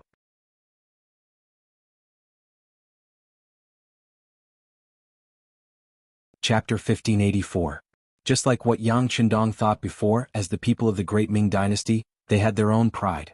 Perhaps it was because they had not come into contact with the outside world, they were simply short-sighted and narrow-minded. In the eyes of these people, the Great Ming Dynasty was the whole world. Anyone outside of the Great Ming Dynasty was a barbarian. They should look up to the Great Ming Dynasty, especially the people of the Zhu family, who were incomparably proud and arrogant. Even if Zhu Huiqin killed his brother, so what? That was their Zhu family's matter. Not to mention he still had the title of the 3 kings. Based on this, as long as he didn't really rebel against the Great Ming Dynasty, even if he did something wrong, the emperor wouldn't do anything to him, let alone Bugnam of Gojoseon, who wouldn't dare to do anything to him. With this thought in mind, after a brief shock, Zhu Huiqin tidied up his robe and became arrogant again. Where is Bugnam of Gojoseon? This king wants to see him. Seeing that Zhu Huiqin had given up the intention to resist, the skinny monkey-like man immediately laughed, turned around and said, "Then please." When Zhu Huiqin reappeared in the main hall of the king's mansion, he was no longer the king but a prisoner. Yang Qindong sat on the throne that Zhu Huiqi was supposed to sit on and looked down. This made the 3 provincial kings very uncomfortable when they entered the hall. Cough, Bugnam of Gojoseon, This king admits defeat in your hands this time. Say, what do you want? Of course, this prince will consider giving Yunnan province to you, but that's all. As for Guizhou and Guangxi, they will still belong to this prince. This is the biggest concession I can make. You should also know that the southern Ming dynasty will not agree to more. After entering the main hall, Zhu Huichen said to Yang Qindong in a warning tone, giving people the feeling that Bugnam of Gojosian had taken advantage of him. Hee. Yang Qindong couldn't help but laugh out loud. At this time, Zhu Huichen still wanted to use the southern Ming Empire to suppress him. Such a person's mind was completely corrupted by the great Ming Empire. If it was described in Yang Qindong's words, then it was hopeless. Zhu Huiyun didn't know about this. Seeing Yang Qindong laughing, he thought that the other party was very satisfied with this result. He couldn't help but heave a sigh of relief. No matter what, he was still a prisoner. Although he believed that with the southern Ming Empire as his backing and his surname being Zhu, Yang Qindong wouldn't have the guts to do anything to him. However, this was his own opinion. Who knew if this person would go crazy and suddenly attack him? Others might not know what kind of person he was in Nanming's eyes, but how could he not know? He killed his brothers and forced the southern Ming Empire to make him the king of 3 provinces. It was hard to say that Zhu Qizhen didn't have any thoughts at all. Perhaps he could borrow Yang Qindong's hand to kill him and Zhu Qizhen might even be happy. Alright, since that's the case, please send someone to send this prince out of the city. Don't worry, since this prince has lost this time, I will admit defeat. I won't send anyone to seize Yunnan province. Zhu Huiyun thought that he had the upper hand and spoke with a magnanimous look. What he didn't know was that after these words, Yang Qindong couldn't help but laugh out loud again. When Qin Tian heard this laughter, his expression changed drastically. He had dealt with Yang Qindong more than once or twice, and he had never really gained any advantage. He didn't think that the other party would let things go so easily now that he had the initiative. Your Majesty, please don't say any more. Qin Tian felt that something was wrong. He stretched out his right hand and gently tugged on Zhu Huiyun's sleeve as he reminded him softly. Ichim? What's going on? Zhu Huiyun also felt that something was wrong, but he couldn't figure it out. There was no need for Zhu Huiyun to figure it out because Yang Qindong had already opened his mouth and said, "Let you go? Zhu Huiyun, has your brain been eaten by a dog? Can't you see the situation clearly at this time?" Yang Qindong, how can you say that? I'm a member of the imperial family with the surname Zhu, and I'm also the southern Ming Emperor's king of the 3 provinces. How can you slander me here? Are you not afraid of angering the southern Ming dynasty and sending an army to destroy you? When he spoke to this point, Zhu Huiyun's voice unconsciously dropped a lot. In terms of righteousness, Yang Qindong was a subject of the great Ming dynasty. However, in reality the current Yang Xia was already many times stronger than the great Ming dynasty. It was just that some people were unwilling to admit it. Then there was the problem. Even if Yang Qindong really did something to Zhu Huiyun, what did he do? Would the southern Ming dynasty start a war with Yang Xia because of this matter? Not to mention whether they could win or not, in the eyes of the southern Ming dynasty, Zhu Huiyun was not someone to be trifled with. He was not much different from a traitor. They probably wanted the two of them to fight, so how could they meddle in other people's business? This was also the reason why Zhu Huiyun's voice was getting softer and softer. After saying this, his aura was no longer as strong as before. Seeing that Zhu Huiyun had become more obedient, Yang Qindong began to flip out. Zhu Huiyun, who do you think you are? If you didn't have a good family, what are you now? For power, you even killed your own brother and brother. Aren't you afraid that you won't be able to enter your ancestral grave after death? Aren't you afraid that they are waiting for you on the ground with resentment? Zhu Huiyun, this time you invited this king to discuss matters. You said that as long as this king came and expressed his sincerity, you would give the 3 provinces to this king. You also said that this would prevent the people of the 3 provinces from experiencing the flames of war. Look, you make it sound so nice, but what is the truth? When Yang Qindong said the word, his voice raised by more than 2 octaves. Because of this, Zhu Huiyun's body trembled and his head lowered even more. However, Yang Qindong had no intention of letting him off easily. He continued to say, "The truth is, ever since this king entered Yunnan Manor, you have always wanted to kill this king. You launched fierce attacks again and again. If it weren't for this king's strong warriors, I'm afraid that this king would be dead by now and end up like your brother and brother. Since you wanted to kill this prince and now you've been captured by this prince, then tell me, do you think this matter will be resolved so easily? What do you want to do? Don't tell me you still want to harm this king?" Hearing this, Zhu Huiyun could no longer be an ostrich. Harm you? Bah. You don't deserve it. Yang Qindong shook his head, then said in a resolute and unquestionable tone, "What's the difference between killing you and killing an ant?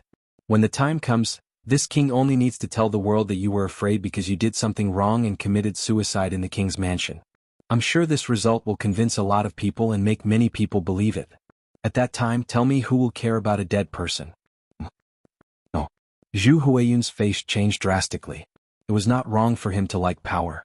In order to obtain power, he would do anything and kill countless people. However, this did not mean that he was not afraid of death. Killing others and being killed by others were two completely different concepts and results. What's wrong? Are you afraid? Seeing Zhu Huiyun's pale face, Yang Qindong knew that he had warned him enough. Next, it was time to ask for the result, which was what he wanted to know the most. Compared to this result, Zhu Huiyun's life and death really did not matter to him. He was just a king with the surname Zhu in the Great Ming Dynasty. In today's Great Ming Dynasty, there were dozens if not hundreds of kings like him. However, many of the kings were just in name. Not many people had the military power of 3 provinces like Zhu Huiyun. So what if he had the military power of 3 provinces? For Yang Qindong, who had already occupied Eastern Europe, the grasslands, Southeast Asia and Central Asia, these 3 provinces had never been in his eyes. Zhu Huiyun, this king just wants to tell you that killing you is like killing an ant to this king. It's not a problem at all. Of course, if you can cooperate with this king and tell me everything you know, this king can still consider sparing your life. This? Yang Qindong threw out an olive branch, but Zhu Huiyun did not immediately agree. He was still wondering if Yang Qindong was trying to scare him. Without getting an answer immediately, Yang Qindong's eyes flashed with anger, then his gaze fell on Beta Persei beside him. The two had been together for many years and had already formed a certain tacit understanding. Beta Persei nodded, then strode into the hall and came to Zhu Huiyun's side. Without any explanation, he raised his hand and slashed down. An arm fell in the hall, and a wail from the bottom of his heart sounded. "It hurts, it hurts." The voice came from Chen Tian's mouth. The slash just now had cut off his left arm. This sudden slash was completely out of Zhu Huiyun's expectations. When he saw the bloody arm falling at his feet, he instinctively jumped to the side, but at the same time, cold sweat began to flow from his forehead unknowingly. After Beta Persei swung his sword, his gaze fell on Zhu Huiyun as if to say, "What do you think? Do you want me to slash you too?" Although Beta Persei did not say anything, everything was just a warning from his eyes. But Zhu Huiyun did not dare to take the risk. He immediately shouted, "Don't kill me, don't kill me. Bugnam of Gojoseon, whatever you want to ask, I'll say it, I'll say it." In fear and horror, Zhu Huiyun did not even have the courage to call himself this king. Yang Qindong smiled with satisfaction and said, "This prince will give you a chance. Tell me about Mo Gui. Who is his master?" Mo Gui nodded. Yang Qindong didn't know what to say, but he didn't know what to say.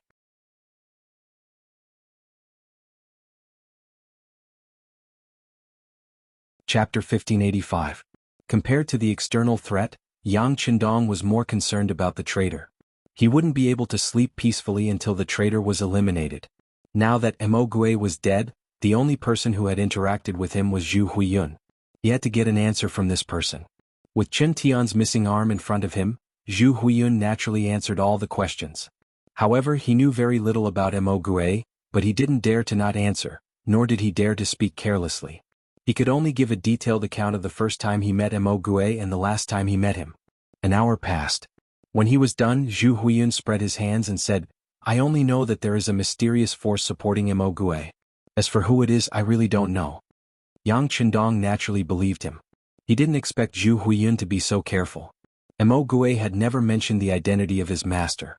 He originally thought that he would be able to find traces of his master. Now it seemed impossible. However, even though he believed that Zhu Huiyun wouldn't lie to him, it didn't mean that he wouldn't ask more.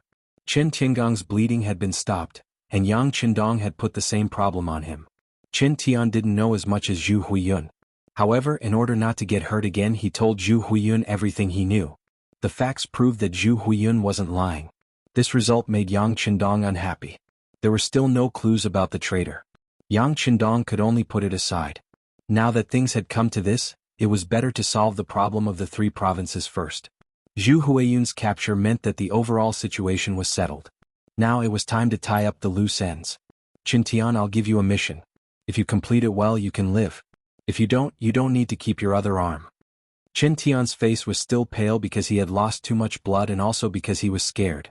After knowing that Yang Qindong was daring and did not take him seriously, Qin Tian became as obedient as a dog and said, "Please instruct me, Bugnam of Gojoseon."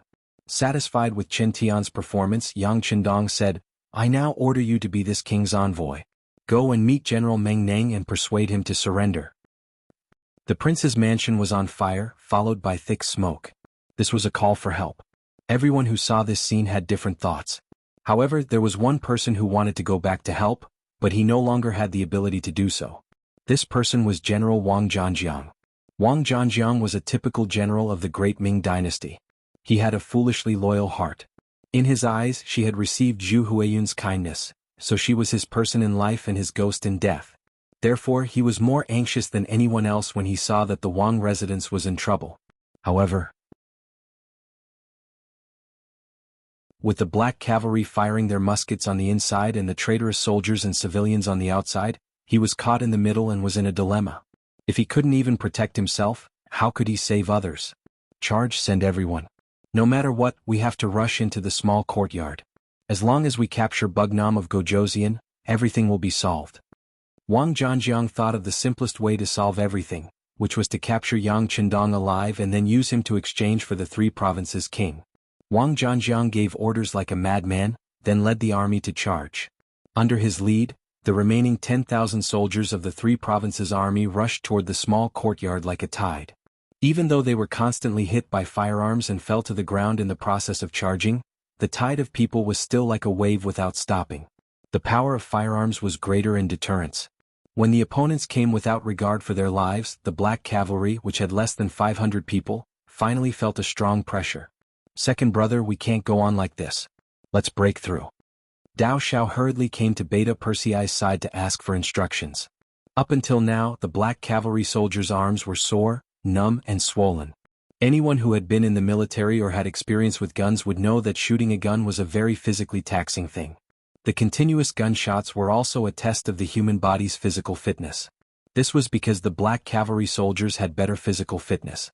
If it were an ordinary person, they would have been unable to shoot because their arms could not bear the force. A small number of the 500 black cavalry soldiers were injured, but most of them had reached their physical limits, especially when their arms were numb and they could no longer shoot. Even if they forced themselves to hold the gun, they had already lost their aim. Then let's break through. Beta Persei was also a little surprised by the stubbornness of the three provinces' army. But fortunately, the young master was no longer here, so he did not have to stay here and not move. Organize those who can still shoot and let them be responsible for covering the retreat of the others. We'll break through to the east. After Beta Persei gave the order, those who were supposed to set up the booby traps did so. The soldiers who were supposed to retreat also lined up, and the injured soldiers were supported by their comrades to the east.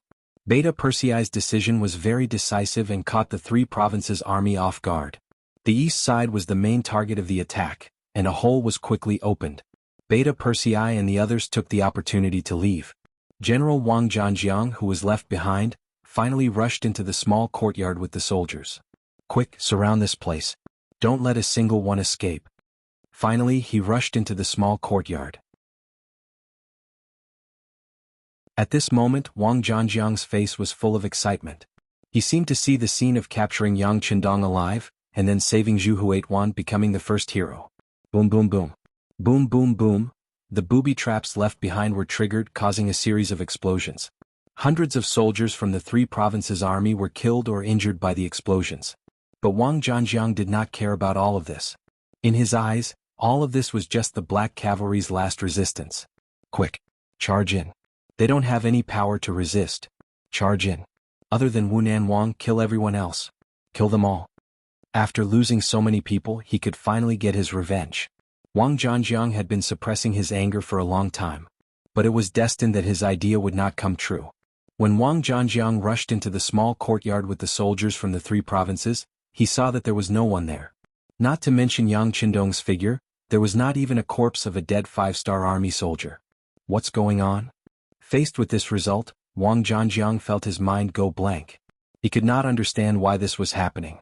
Reality did not give him more time to think because soon after, a soldier came to report that the courtyard was surrounded by the rebel army and civilians.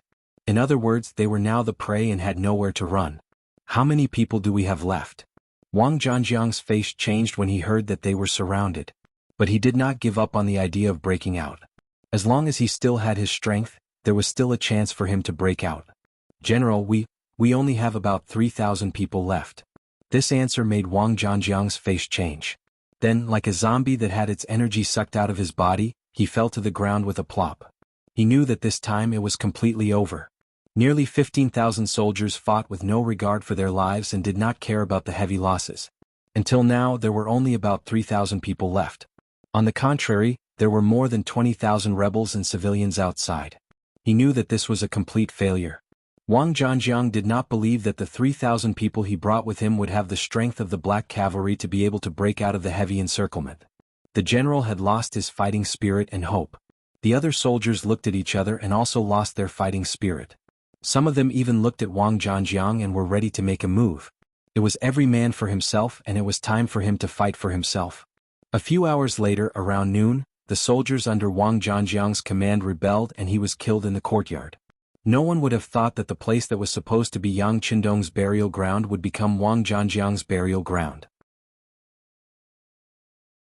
With Wang Zhanjiang's death, the remaining soldiers from the 3 provinces abandoned their weapons and surrendered. They were taken over by Cheng Hu's soldiers and civilians. This was not the only piece of good news. Qin Tian also brought Meng Ning over. After learning that the 5-star army could keep him and his family alive and that he could keep 10% of the wealth for his own use, Meng Ning chose to surrender. The exception was the 10,000 Miao soldiers outside the city. Under the leadership of Miao King Wu Ying II, they escaped in advance. Clearly, he also saw that the situation was turning for the worse. However, considering the various conflicts he had with the 5-star army, he did not believe that the other party would let him off so easily. Thus, he chose to flee, choosing to head to the Chuxiong Manor to meet up with General Luo Guan, Brigadier General Rajiv, Azad, Hak and the others. In just one night, Yunnan Manor changed hands. The original owner, Zhu Huihua, became a prisoner and Yang Qindong, who was surrounded and killed, became the owner here. Beta Persei rushed to Yang Qindong with a telegram and reported, "Young master, the latest news is that 80,000 enemies have appeared in the west of the city. They are heading towards Yunnan Manor. If there are no accidents, they will reach the west wall in 2 hours." Previously, Beta Persei led the Black Cavalry to break out of the encirclement and then met up with Commander Cheng Hu and the others who were outside. Then he came to the 3 provinces and walked to Yang Qindong's side. It was also because of Beta Persei's timely breakout that the Black Cavalry did not suffer any major losses. After a few days of fighting, the 500 Black Cavalry only lost 3 people in battle and more than 20 were injured. Most of the soldiers were just overly tired. Once they had enough time to rest, they would immediately be full of energy. 80,000?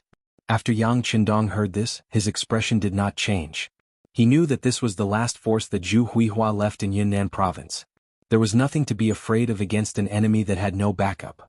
As long as they defended the city and stabilized the situation, victory would eventually be theirs.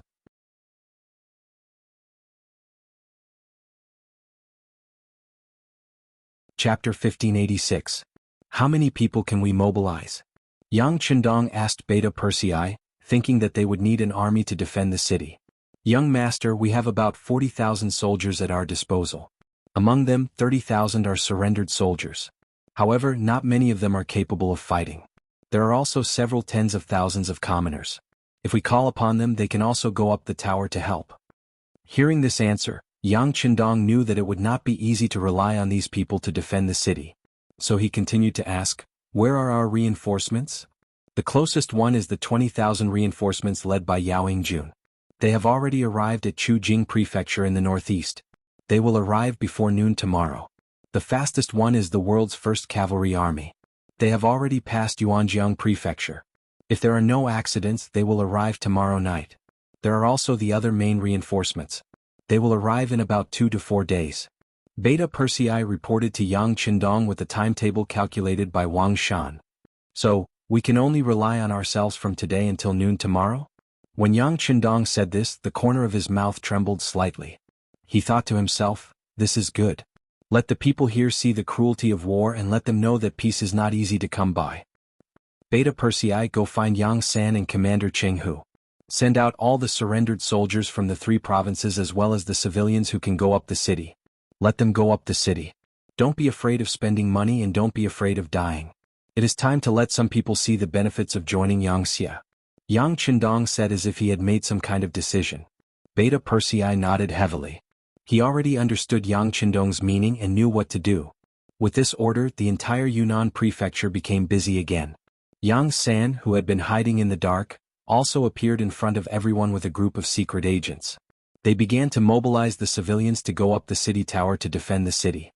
It must be said that the 3 provinces were ruled by the 3 provinces' king, Zhu Huifeng, and many soldiers were recruited over the years. However, most of them were recruited to recruit able-bodied men. It was completely different from Yang San's recruitment process, where anyone who agreed to go up the tower to defend the city would be given silver. When the shining piles of silver were placed under the city gates, the enthusiasm of the citizens surged. It was said that money could move the gods. Now it seemed that it was true. Under the temptation of the silver, more and more civilians joined the army to defend the city. Among them were some middle-aged men over 40 years old. Normally, when the 3 provinces' kings were looking for able-bodied men, they would not be the target. But when there was silver to be taken, they actually took the initiative to join the army. The soldiers who were the soldiers, they were the soldiers who were the soldiers. It was clearly written that the soldiers only needed to hold on until noon the next day. Once the reinforcements from the 5-star army arrived, they would be considered to have completed their mission. Furthermore, they would not need to return the silver to the person who completed the mission. In the end, it was just one day. Every person who joined the army would be able to receive 5 taels of silver. To the commoners, this was no different from a pie falling from the sky. As a poor commoner, there were naturally not many people who would reject such an opportunity. The result of the recruitment was far beyond the expectations of Beta Persei, Yang San, and the others. When they saw that there were 40,000 civilians as well as the surrendered soldiers, they all joined the mission to defend the city because of the silver. When the number of soldiers expanded to 80,000, they reported this to Yang Qindong. "Hehe, do you see that? This is the strength of the civilians. Think about how ridiculous it is for those who treat the civilians as ants." Yang Qindong said with emotion. Then he handed the command of the defense to Beta Persei. Yang San was in charge of logistics. Beta Persei was naturally excited when he received the command of the defense. First, he found Cheng Hu and the soldiers of Lung Feng's 1st Army, 1st Division and 1st Regiment, and made them the backbone of the army. After a simple distribution of 80,000 soldiers, he went up the city gate tower and waited for the enemy to appear so that they could fight. Miao King Wu Yingtu saw that the situation was not good and fled. It was in the process of retreating that he encountered Yunnan's great general Luo Guan and 40,000 soldiers of the original Gula army. At that moment, 80,000 of them gathered together and headed straight for Yunnan Manor. And this was the power in the open. In the dark, Shiping King Mubin also led 10,000 soldiers to the foot of Yunnan Manor. Ever since he received the message that Zhu Huichun had begun to attack Yang Qindong 3 days ago, Shiping King Mubin could not sit still. Thinking that when 2 tigers fought, one of them would definitely be injured, and with the intention of benefiting from the fight, he led the 10,000 elite soldiers of the West Pacifying Army to travel day and night. Finally, they arrived outside the southern Cloud Prefecture city without alerting anyone. Having lived in Yunnan Manor for generations, he knew the terrain like the back of his hand. He knew where the paths were and where the rivers were. It was because of this advantage that even Yang Xie's intelligence department did not know about the appearance of the Shiping army. It had to be said that this was the advantage of being a local snake. After arriving outside Yunnan Manor without anyone knowing, the scouts sent out found out that the 3 provincial armies were about to arrive at the city gates. The 5-star army in the city was also actively guarding against them. So the war is about to start. Then we just have to wait. Hearing the news, Mubin quickly suppressed his intention to take action. As for the missing Zhu Huichun, the 3 provinces' king, he did not care at all. Without the king of the 3 provinces, Southern Cloud Prefecture would be his lair. If he had been actively defending himself all these years, he might have been able to fight against the 5-star army. It was all because of this person that his plan was delayed. Mubin did not have a good impression of Zhu Huichun. This was a typical shirking of responsibility. If he could not do something well, he would always find all kinds of excuses to blame others. This was also a sign of irresponsibility. Yunnan Manor was currently heavily guarded. It was not a suitable time for him to attack. Sheeping King could wait. He was like a venomous snake in a dark corner. When the time was right, he would open his mouth and bite to achieve his goal. As for Luo Guan's troops, a group of 80,000 soldiers rushed over. Finally, they arrived outside the west city of Yunnan Manor just after noon. Then the army got into formation. Perhaps they had also received news that the 5-star army's reinforcements were on their way. They did not have time to build catapults. They only took out some siege ladders. As the war drums of the three armies beat, they got into formation to attack the city. On the west city tower of Yunnan Manor, the surrendered soldiers and civilians looked at the mighty three provinces army that was in formation outside the city. Everyone had a bitter expression. Previously, they were tempted by the money that made them forget everything and join the army. However, when they saw the huge formation of the enemy, they realized that it was not easy to get the money. However, since he had received the money, he had to do something. Otherwise, even if the three provincial armies didn't attack the city, the inspection team arranged by the 5-star army in the city wouldn't let him off. Forget it. Let's do it. There are so many of us. Let's not be afraid. Even if they could not figure it out, the soldiers had to think it through. When they saw so many of their comrades standing around them, they could only cheer themselves up. This was also the thought of many of the soldiers guarding the city. Beta Persei and Yang San also saw this scene. Haha. Yang San laughed and said to Beta Persei, "Second brother, it seems that the morale of your soldiers is a little low. They are all new recruits. Many of them have not even seen blood. It's not a big deal for them to behave like this." Beta Persei said magnanimously. Although the morale of his 80,000 soldiers was indeed low, Beta Persei was not worried that the three provinces' army outside the city would attack the city. After all, the military strength of both sides was basically equal. In addition, they were the ones defending the city, so they had a natural advantage. Among the soldiers, there were the backbone of the Cold Front Regiment. The other party did not have heavy weapons to attack the city. No matter how he looked at it, his side had too much of an advantage. Seeing how confident Beta Persei was, Yang San was not worried anymore. After reminding him that the sword had no eyes, he went down the city tower to prepare food. Zhu Huihua had done some good things. For example, there was a lot of food stored in the city's warehouse.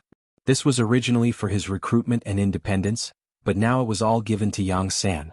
With these things he could make incomparably delicious food. Presumably, under the stimulation of delicious food, the morale of the soldiers should also be improved. Okay, go and prepare more meat. I will use this to encourage the soldiers.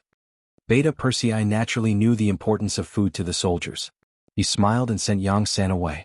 Then he ordered someone to call Cheng Hu and instructed him that if the city tower was in danger, the backbone of the Cold Front Regiment would have to personally come out and kill the enemies on top of the city.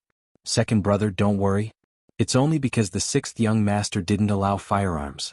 Otherwise we wouldn't even need these people. Our Cold Front Regiment alone is enough to defend the city without losing it. If it's done well, we can even launch a counterattack. Cheng Hu replied confidently. Haha, I know your Cold Front Regiment is powerful. However, the 6th young master also wants these people to see blood. Sometimes, no amount of education is as good as experiencing it yourself. So let's not use firearms. Unless the situation is out of our control, tell the soldiers that no one is to use firearms. Beta Persei of course knew how powerful the Cold Front Regiment was. This regiment, which was called a typical regiment by the outside world, was only second to the Black Cavalry in terms of combat ability. The city tower was ready. The soldiers of the three provinces outside the city also launched their attack. They already knew that the defenders were made up of surrendered soldiers and ordinary civilians. There were no real elite forces like the 5-star army. This made them feel relieved.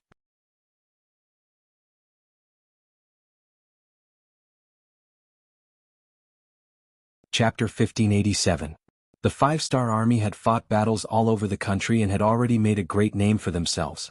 If it was the 80,000 5-star army here, they would have already fled without even fighting. However, the 80,000 surrendered soldiers and commoners were completely different. In their eyes, they were a proper army. If they couldn't even defeat these 5-star army, then all their training would have been in vain. Therefore, when they charged, the might of the three provinces' army was still very fierce. They didn't care about the arrows that were shot down from the city tower. They charged up the city walls with minimal losses, then set up countless scaling ladders and began to attack the city. Commoners who hadn't been trained could only shoot arrows. As for how far they could shoot and whether they could hit people, it was still too extravagant. Therefore, in the first wave of counterattack, the defending side didn't perform well. It wasn't until they saw countless scaling ladders on the city tower that countless enemies began to climb up with the help of the scaling ladders. When some of them were about to charge up, the defending soldiers became afraid. They didn't dare to imagine how many of them could survive in close combat. Don't panic. Take the prepared sleepers and throw them down. Quick. Cheng, who was in charge of commanding the front lines. Seeing the enemy attack so smoothly, he couldn't help but shout out anxiously. Under his shout, Feng Zhan, Wang Jinlong, Su Digang, Hu Jun, Sun Dawei and the other battalion commanders hid in the crowd and played their roles. Countless sleepers were thrown down from the city tower, smashing into the heads or bodies of the soldiers of the three provinces who were climbing up with the help of the scaling ladders. One by one, black figures fell from the sky and let out miserable cries. The sleepers' attack disintegrated the first wave of attacks of the three provinces' army. After throwing down over 1,000 corpses, the three provinces' army had no choice but to retreat. The first wave of attacks of the enemy was defeated so easily. The cheers of tens of thousands of people could be heard from the city tower. Obviously, the victory came so quickly that it greatly exceeded the expectations of the defending soldiers. Especially the commoners. They were originally a little nervous, but now they realized that the battle wasn't as difficult as they thought. Their confidence began to swell and their morale began to rise. However, the experienced officers like Cheng Hu did not let down their guard. They knew that this was just a probing attack by the enemy, and the bitter battle was still to come. Despite the failure of the first wave of attacks, the soldiers of the three provinces did not show any signs of low morale. It was just a probing attack. This was a common tactic. He really didn't know why the civilians guarding the city were cheering so enthusiastically. Those who didn't know would think that the enemy had eliminated their main force. That's enough. You've all seen it just now. The soldiers guarding the city have mediocre combat strength. The arrows they shot were weak and powerless. This kind of army can't possibly be a match for our elite regular army. So, from now on, I ask everyone to buck up and unleash your strongest combat strength. As the one who led the most troops, Rajiv undoubtedly became the leader of the crowd. He looked at the other generals as he spoke as if his words were military orders. Of these 80,000 men, Rajiv led 30,000 men, Luo Guan led 20,000 men, and Azad, Hak, and Wu Yingtu led 10,000 men each. Thus, they managed to gather an army of 80,000, forming a sizable force. Because his country, Bangra, had already been destroyed by the five-star army, and his country had also announced its surrender. At this moment, Rajiv was already homeless. Now he had no way to escape except to trust the king of the three provinces, Zhu Huihua. Until now, he still didn't know that Zhu Huihua had been captured by Yang Qindong. He still wanted to rush into Yunnan Prefecture, drive the five-star army out of here, and then find Zhu Huihua as soon as possible. Then both sides would cooperate. This way he would have a place to live. All of this was due to Rajiv's own thoughts. As the king of the three provinces, even if he couldn't beat the enemy, he still had a way to save his life. Perhaps Zhu Huihua was now hiding in a corner of Yunnan Prefecture, waiting for him to rescue him. The generals were now homeless. Only by uniting could they form a joint force and not be easily bullied. It was under such circumstances that Rajiv took the initiative to stand up. No one had any doubts and were willing to listen to his command. Now that Rajiv had given the order, everyone knew that under the current situation, they could only survive by taking down Yunnan Prefecture and saving Zhu Huihua. Therefore, no one had any objections and agreed to this decision. When the force was concentrated in one place, it was still very powerful. When the army launched another siege, it was no longer a probing move. Instead, it was a real assault. More and more soldiers rushed to the city walls and began to climb up using scaling ladders. More and more wooden sleepers were thrown down. This was not the first time they had used these ladders. Not good, the pillows are useless. After throwing out the wooden sleepers, many people found that the effect was not as good as they had expected. Although the three provincial armies also suffered casualties, they did not retreat. Instead, they continued to climb up the ladder. Many people began to panic. Don't panic, throw down the kerosene. Feng Zhan and the others in the crowd looked at the performance of the people and sighed. Fortunately, they were not soldiers under their command. Otherwise, they would have trained them well and let them know how red the flowers were. With this shout, countless kerosene was poured down from the sky and poured on the soldiers of the three provinces who were still under the ladders. Waves of mournful screams were heard. The siege, which had been going smoothly, could not help but stagnate. This was a real siege in ancient times. Without powerful heavy weapons like cannons, every time they wanted to attack a city, they would have to pay a heavy price. With the help of the kerosene, the three provinces were once again defeated. The people on the city wall could not help but cheer again. The 2 consecutive victories made them look down on their opponents again. However, what they did not know was that both the kerosene and the pillows were auxiliary weapons to defend the city. In the end, if they wanted to defend the city, they still needed to rely on force. As expected. After a short break, the 3rd siege began. This time, neither the sleepers nor the kerosene were intimidated by the soldiers of the 3 provinces. A small number of them began to rush up the city walls. For the first time, the 2 sides engaged in close-range combat. Because the 3 provinces were the ones attacking the city, there were not many soldiers who rushed up the city wall tower. In the end, they were all beaten down by the people and the surrendered soldiers. If not for this, in a one-on-one battle, the defending side would have lost. After a few consecutive charges, both sides suffered losses. When the sky turned dark, the 2 sides temporarily stopped fighting. They began to eat and accumulate strength. Yang San, the chief steward in charge of logistics, came. Under his leadership and organization, countless women in the city got busy. They prepared a large amount of delicious food and sent it to the city gate tower. There were fresh soup and meatballs which really filled the soldiers' stomachs. Everyone eat your fill. There is plenty of food. Only when you are full will you have the strength to fight. When we win, everyone will be heroes. There will be even more delicious food waiting for you. Yang San ordered people to carry the food up while encouraging everyone. The fragrance of the meat spread in all directions. When the soldiers smelled it, they involuntarily swallowed their saliva. All these years, it was said that the southern Ming dynasty ruled this place. However, in reality, Zhu Huixin, who held the military power, was the real ruler. He was a person who only had ambition and political means. He did not have the slightest idea of developing the economy. Under Zhu Huixin's rule, food had to be imported from Yangtze most of the time. It was easy to imagine what kind of life the people here were living. It was not an exaggeration to say that every year when spring came, even the tree bark would be gnawed off. Under such circumstances, it was easy to imagine the lives of the people. Not to mention eating meat, they had not even eaten rice for a long time. Now that the meatballs were brought up, whether it was the surrendered soldiers or the people, their eyes lit up. If not for the cold front soldiers watching from the side, they would have reached out to snatch them. Don't worry, don't worry. Everyone has a share, everyone has a share. Yang San chuckled and ordered basin after basin of delicious food to be brought up to the tower and placed in front of everyone. Food for tens of thousands of people was definitely a considerable amount. Fortunately, there were enough women in the city. When Yang San said that he was willing to help cook and provide a full meal, there weren't too many applicants. Almost half of the women in the city came over. With the help of these people, the cooking was naturally not difficult. In the end, they requisitioned a lot of iron pots and basins before they barely completed the task. When the delicacies were brought up, the sound of people eating could be heard everywhere. The sound of people smacking their lips was very satisfying and made them feel incomparably hungry. On the tower, the fragrance of the meat was carried by the wind and drifted to the barracks of the 3 provinces. Immediately, the sound of people swallowing their saliva was heard. Even General Rajiv's face darkened at this moment. This is simply a provocation, they are showing off. Rajiv stood up and looked at the tower of Yunnan Manor with a fierce face. He lowered his head and looked at the dry rations and the clear water he was eating. He was in a bad mood. Don't eat any more, prepare to charge. Tell the soldiers that there is delicious food waiting for us in Yunnan Manor. As long as we capture the city, there will be meat to eat. Rajiv angrily ordered the army to continue attacking the city. The movements of the 3 provinces under the tower were quickly seen by the soldiers on the tower. Curses immediately sounded.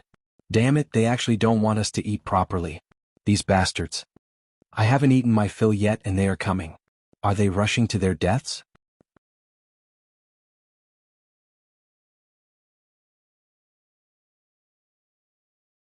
Chapter 1588. Cutting off my food supply is the same as killing me. Come, watch how I chop off your heads and kick them like a chamber pot. On the city tower, more and more soldiers expressed their dissatisfaction. In an instant, the crowd was enraged and the soldiers' morale rose by a few steps. Looking at this scene, Yang San chuckled and immediately said, "Everyone, don't be anxious. Fight well. There will be supper delivered in the middle of the night. However, everyone must defend and not let the enemy attack. Otherwise, not only will there be no food to eat, even the safety of your family in the city will not be guaranteed. Hearing that there would be supper at night, many soldiers immediately felt their bodies were filled with energy. One by one they shouted, "Don't worry with us here, we will defend our home. With this meal, our lives will be sold to the 5-star army. Yes, we will definitely defend the city with our lives and not let the 3 provincial armies take a step forward. Defend Yunnan Manor with our lives and kill all the enemies. Defend Yunnan Manor and kill all the enemies." On the city tower, the morale of the soldiers was even higher. Under such circumstances, the 3 provincial armies launched a siege. One could imagine what the outcome would be. In the following process of the charge, the soldiers of the 3 provinces truly experienced what it meant to change. It felt as if their opponent had suddenly changed. After countless of their comrades had died in battle, Yunnan Manor still stood in front of them without any signs of wavering. After a night of fierce battle, the 3 provincial armies showed a trace of fatigue. Originally, they thought that after their 80,000-strong army arrived at Yunnan Manor, they would be able to easily take down the city. After all, the news said that Yang Qindong only brought 500 black cavalry with him. Even if they had enviable firearms in their hands, this small number of people was only enough for them to protect themselves. Who would have thought that after fighting until now, not only had they not taken down Yunnan Manor, they had not even seen the person in charge. Their opponents were just some surrendered soldiers who had no choice but to, in addition to some ordinary citizens in the city and the older ones. This kind of blow really made Rajiv and the others a little disappointed. They even began to doubt their own fighting strength. What's going on? How is it that Yang Qindong is able to unleash such powerful combat prowess? General Luo Guan asked in the main tent with a puzzled expression. Since it wasn't that his combat power wasn't good enough, then he could just find another reason to blame it all on Yang Qindong's command. This was a very good choice. No one knew how to answer this question. The morale of the people in the tent began to plummet. In fact, things were not as bad as they had imagined. As the defenders of the city, they had also paid a heavy price. After an afternoon and a night of intensive attacks, more than 10,000 surrendered soldiers were killed or injured. The civilians were even worse off. The number of casualties reached 20,000. This was the difference between untrained and trained. Those who had been trained would naturally be able to borrow strength and cooperate with each other. Those who had not been trained would only rely on their brute strength. If it weren't for Lung Feng's occasional attacks on the city walls, the city might not have been able to defend itself. Of course, this had a lot to do with the short amount of time they had to defend the city. Yang Qindong had promised everyone that he would only defend the city for 1 day and 1 night. Once the reinforcements arrived, they wouldn't have to risk their lives anymore. It was because of this hope that everyone could continue to persevere. Even though many of the civilians were still vomiting after seeing the blood, they endured it when they thought about how they would be able to return home with their silver. On the other hand, if there wasn't a time limit, their hearts would have been in chaos. Rajiv and the others didn't know this. They understood that the city was very difficult to attack, and the 5-star army's reinforcements were about to arrive. They had reached a point where they had to make a decision. They could either continue to attack the city and charge without caring about their losses, or they could take advantage of the fact that the 5-star army's reinforcements hadn't arrived and immediately retreat as far away as possible to preserve their limited strength. As for what to do, the generals looked at each other and didn't make a final decision. Report. Just when everyone didn't know what to do, a messenger entered the main tent. Report, a young man who claims to be Mu Tsong is outside the tent. He says he has an important matter to discuss with all of you. Mu Tsong? The eldest son of Shiping King Mu Bin. Luo Guan and Wu Ying too looked at each other. Others didn't know, but they knew this person's identity. Next, Luo Guan explained Mu Tsong's identity to Rajiv and the others. After hearing that this person had Shiping King's background, hope reappeared in Rajiv's eyes. Quickly invite him in. At this time, Mu Tsong suddenly appeared outside the tent. Even if one thought with their toes, it was obvious why he was here. In the past, Shiping King was also a potential enemy of the 3 provincial kings. If this person dared to appear, he would definitely be captured alive. But now that there was a powerful person like Bugnam of Gojoseon, infighting was impossible. They should be thinking about how to unite. Under the guidance of the messenger, the extraordinary Mu Tsong walked into the main tent. As a minister and general of the Ming Dynasty, the great-grandson of Qian Ning King Mu Ying, the grandson of King Ding Yuan Mu Cheng, and the son of Duke Chen Mu Bin as well as the future third-generation Duke Qian, he had a strong noble aura. Just by walking in, his extraordinary aura was revealed. Especially the smile on his face, it gave people a feeling like a spring breeze. In fact, after the ministers of the Ming Dynasty, there were very few idiots, especially those who were groomed by big families to inherit the mantle. They had to undergo all kinds of training from a very young age. This was also the reason why the nobles could last for hundreds of years. The so-called existence was reasonable. The nobles were able to survive under the constant replacement of the ministers and the constant change of the emperor. They also had to put in quite a bit of effort behind the scenes. Mu Tsong, who had been trained as a successor since he was young, had been learning skills since he was 3 years old. Now, although he was only 17 years old, the aura around him was already not something normal people could compare to. After entering the tent, Mu Tsong first inspected everyone before cupping his hands in greeting. When he greeted Ravji and the others one by one, he called out everyone's names. Without being introduced, he could clearly recognize everyone. This was enough to prove his skills and also showed that Mu Tsong had done quite a bit of work in secret. Like this, Mu Tsong's first impression of him was quite good.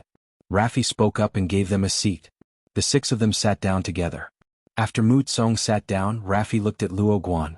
The only Han general asked, "But I wonder why young Master Mu is here?" This was clearly a consultant who knew what was going on, but no one had any doubts about this statement. Even if everyone had guessed Mu Tsong's intentions, they couldn't just say, "What, are you here to help us? That's great, we're very grateful. Please make your move quickly. Just tell us what you need and we'll agree to it." How could Mu Tsong not sense that Luo Guan was probing? He immediately smiled and said, "Generals, this young master is here on my father's orders to assist you in taking down Yunnan Manor." Everyone couldn't help but heave a sigh of relief when their intentions were revealed. Even if they had guessed it, it had a completely different meaning when it came from Mu Tsong's mouth. But what does His Highness King Shiping want to do? This time, Rafi took the initiative to ask before Luo Guan could speak. It was clear that this person was indeed anxious. Seeing Rafi's hopeful eyes, Mu Tsong chuckled. Then he opened his folding fan and said with grace, "Generals, the current situation is very critical. The 5-star army's reinforcements are about to arrive. The earliest wave might appear outside the battlefield in a few hours. In other words, there isn't much time left. If we still can't take down Yunnan Manor, have you considered the following situation?" "Situation? What situation?" Rafi asked with an unsightly expression. Seeing that the other party didn't want to face this question, Mu Tsong chuckled and said, "Generals, Bugnam of Gojoseon has already arrived at Yunnan Manor. The next step is to solve the problem of the 3 provinces. Now that the 3 provincial kings are still alive, it means that Bugnam of Gojoseon has no opponents here. Once the main force of the 5-star army arrives, with his personality, how could he tolerate the existence of generals here? I'm afraid a large-scale cleanup operation will be imperative at that time, right?"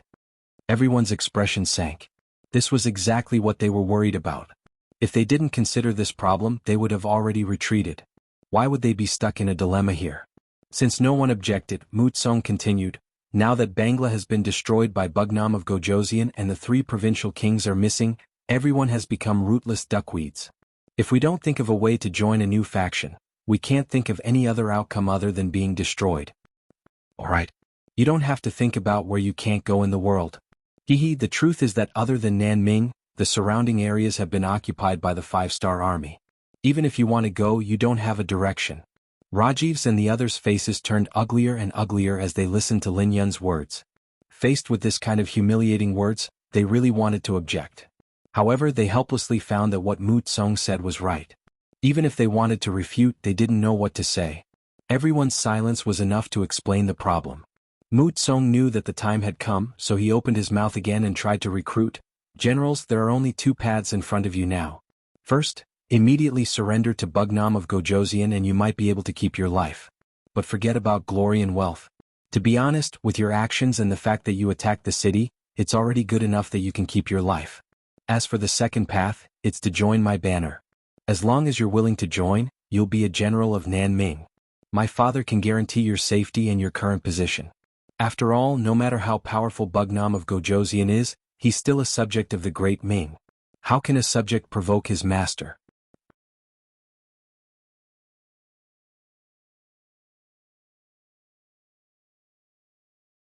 Chapter 1589. The matter was finally made clear. Mu Tsong didn't seem to be in a hurry for everyone to express their stance. Instead, he put away his folding fan and slowly sipped on the tea on the table. However, from time to time, his eyes would vaguely sweep across the crowd, indicating that his heart was not calm at all. Coming as a lobbyist this time was also a risk. No one knew what Loveji and the others were thinking. What if they were prepared to surrender to Yang Qindong? Then wouldn't he be walking right into a trap and be captured to take credit? Although the possibility of this was very low, it was still possible. Therefore, Shiping King Mu Bin didn't agree to Mu Tsong coming as a lobbyist until Mu Tsong said it was a critical moment of survival. Yunnan Manor was where the Mu family had lived for generations. Without this place they would have no roots, no weight and no influence in the southern Ming Empire. For the Mu family's future, and to thank the great Ming Empire for their kindness to their ancestors, this risk was worth taking. That was why Mu Tsong appeared here. That was why he said those words. But in reality his little heart was pounding rapidly. He was even prepared to die for a noble cause. Even if he died, he couldn't fall into Yang Qindong's hands and let Bugnam of Gojoseon use him to threaten his royal father. Mu Tsong carefully observed everyone. At this moment, everyone was seriously considering Mu Tsong's words. As he said, they really didn't have any other choice now. Disregarding everything else, it was indeed as the other party had said, they had no way out. If they couldn't take down Yunnan Manor and rescue Zhu Huiqiang before the 5-star army's main force arrived, then they really wouldn't have a place to live in the future. Could they rescue Zhu Huiqiang just by taking down Yunnan Manor? Who knew if this person was alive or dead, or had fallen into Yang Qindong's hands? If it was the latter, they probably wouldn't be able to find Zhu Huiqiang even if they took down Yunnan Manor. In that case, what was the point of taking down Yunnan Manor? At the end of the day, they were determined to attack Southern Cloud Manor just to find a boss for themselves. In a place like the Great Ming Dynasty, where everything was particular about status, without Zhu Hui's protection, their existence was unreasonable and everyone had the right to punish them. This also meant that their existence would not last long. But now things were different. Mu Tsong was here. They had another choice, which was to become Shiping King's subordinates. That way they would have a backer and they would also have a name. Just as Mu Tsong had said, Shiping Wang was from the southern Ming Dynasty. Yang Qindong was only a king with a different surname from the Great Ming Dynasty. If he dared to attack King Shiping, he would be making an enemy out of the southern Ming Empire. That would be a great disrespect and he would lose in terms of innate ability. As for the matter of surrendering, no one even considered it. Their previous actions had already offended the 5-star army. Surrendering to them would only bring shame to themselves. Therefore there was only one option left, which was to seek refuge with King Shiping. The generals quickly made a decision in their hearts. In their eyes, the reason why they were willing to obey Zhu Hui's orders was because he was a king personally conferred by the Great Ming Dynasty. Now that they had a better choice, Zhu Hui's life and death had nothing to do with them. I'm willing to pledge my loyalty to King Shiping. The first to think it through was Rajiv. He was originally a general of the Binjgrad kingdom. Now that the kingdom was destroyed, he had no other choice. After Rajiv took the lead, Luo Guan, Wu Yingtu, Azad, Huck, and the others also expressed their loyalty to Mu Tsong one by one. All right. Mu Tsong stood up excitedly. After all, he was only a 17-year-old youth. Even if he was shrewd, there was a limit to it. Seeing that he had achieved his goal, of course he would be excited. Young master, I wonder what King Shiping wants us to do next? It was Rajiv who asked, but his attitude was very humble. It seemed like young master Mu Tsong was the leader in the absence of King Shiping. At this moment, not only Rajiv, but the other generals also looked at Mu Tsong, waiting for his answer. Ahem. After clearing his throat, Mu Tsong raised his head higher and spoke more forcefully. Everyone, thank you for believing in my father. Don't worry. Since everyone has made a wise choice, you will be part of King Shiping's residence in the future. You will also be part of the Southern Ming Dynasty. Even if we can't defeat the 5-star army in the future, as long as we withdraw from the battlefield in time, the 5-star army won't dare to do anything to you. Because you have the powerful Great Ming Dynasty behind you. Yes, yes. Everyone nodded like chickens pecking at rice. This was the result they wanted. Speaking of this, it had to be said that the Great Ming Dynasty was still a colossal existence in everyone's mind. Whether it was territory, army, or economic strength, the Southern Ming Dynasty and Baiming were not small countries that could be compared to them. There were even a lot of rumors that the 5-star army was invincible and destroyed countries wherever they went, but they didn't seem to have any conflicts with the Great Ming Dynasty. Even though Baiming had caused trouble for the 5-star army several times, they only focused on defense. All of this seemed to indicate that the five-star army was strong, but they were not a match for the Great Ming Dynasty. The reason why the Great Ming Dynasty didn't really attack the five-star army was because they were all Han and had the same ancestry. Secondly, the Great Ming Dynasty's national policy was that they wouldn't attack unless they were attacked. The five-star army respected the Great Ming Dynasty, so everyone was at peace with each other. Otherwise, if the Southern Ming Dynasty or Bai Ming really wanted to attack, the five-star army wouldn't be a match for them. Once this saying spread, it was seen as a golden rule by many people, especially since the five-star army didn't come out to deny it. It was seen as the truth by many people. Therefore, to be able to join the King of Shiping's army was very tempting for Rajiv and the others. Back to the main topic. After getting Rajiv and the others to surrender, Mutsong told them the result of his discussion with his father. Everyone, my father's intention is to take advantage of the fact that we have the advantage of military strength and take down Yunnan Prefecture before the five-star army's reinforcements arrive. We need to prove to the Southern Ming Dynasty that we are strong. Only then can we get more support from the imperial court. At the same time, it's also a warning to Yang Qindong not to provoke us. Otherwise, he won't be able to bear the consequences. Well said. Rajiv and the others immediately cheered when they heard this. They had just joined the King of Shiping's army and urgently needed an opportunity to prove themselves. Taking down Yunnan Prefecture was the best way to prove themselves. With such a simple idea, everyone reached a consensus. This was exactly what Mutsong wanted. Under the premise that they had the same goal, the next step was to discuss the next military plan. The siege had to continue. Not only that, they also had to think of a plan to deal with the five-star army's reinforcements. The generals began to use their talents and discussed. On the tower of Yunnan Prefecture, the three provincial armies had stopped attacking for half an hour. In the three provincial palaces in the city, Yang Qindong's expression didn't change after he heard Ba Daojiang's report. Sixth young master, do you think they're not going to retreat? Ba Daojiang asked again when he didn't get a response. Obviously he wanted to learn more. Yang Qindong admired Ba Daojiang very much. This person was very uncouth, but because of this he was very loyal. Moreover, he had followed Yang Qindong for more than 10 years and had performed well. The Black Cavalry was about to be expanded. When the time came, the position of a captain would be set in stone. Yang Qindong naturally nurtured such a talent. After glancing at Ba Daojiang, Yang Qindong said, whether they escape or not, their ending won't change. Since they're enemies with the five-star army, there are enemies. Unless they surrender, they won't be able to escape our pursuit even if they run to the ends of the earth. Magnanimous, Ba Daojiang couldn't help but praise after hearing this. Yang Qindong gave everyone the impression that no matter how big the problem was, he wouldn't care about it and he could solve any problem easily. With such an omnipotent, capable, and invincible leader, what was there to be afraid of? The only thing to be afraid of was that the enemy would be scared and there wouldn't be a big battle to fight. In the face of Ba Daojiang, who was thirsty for knowledge, Yang Qindong certainly wouldn't just say that. He thought for a moment and said, actually what the three provincial armies will do is no longer the young master's concern. What I'm thinking about now is where the King of Shiping went. It's impossible for him not to hear about such a big thing. It's strange that he hasn't done anything yet. As the saying goes, there must be a demon behind this. This is the person we need to guard against. Yang Qindong's words stunned Ba Daojiang. Sixth young master, do you mean that our biggest enemy is the King of Shiping? For now, yes. After all, an enemy who doesn't make a move is the scariest. Once he makes a move and we know his purpose, there's nothing to be afraid of. How about this? Send someone to inform Beta Persei and tell him to be careful. Also, tell Yang San to keep an eye on the city.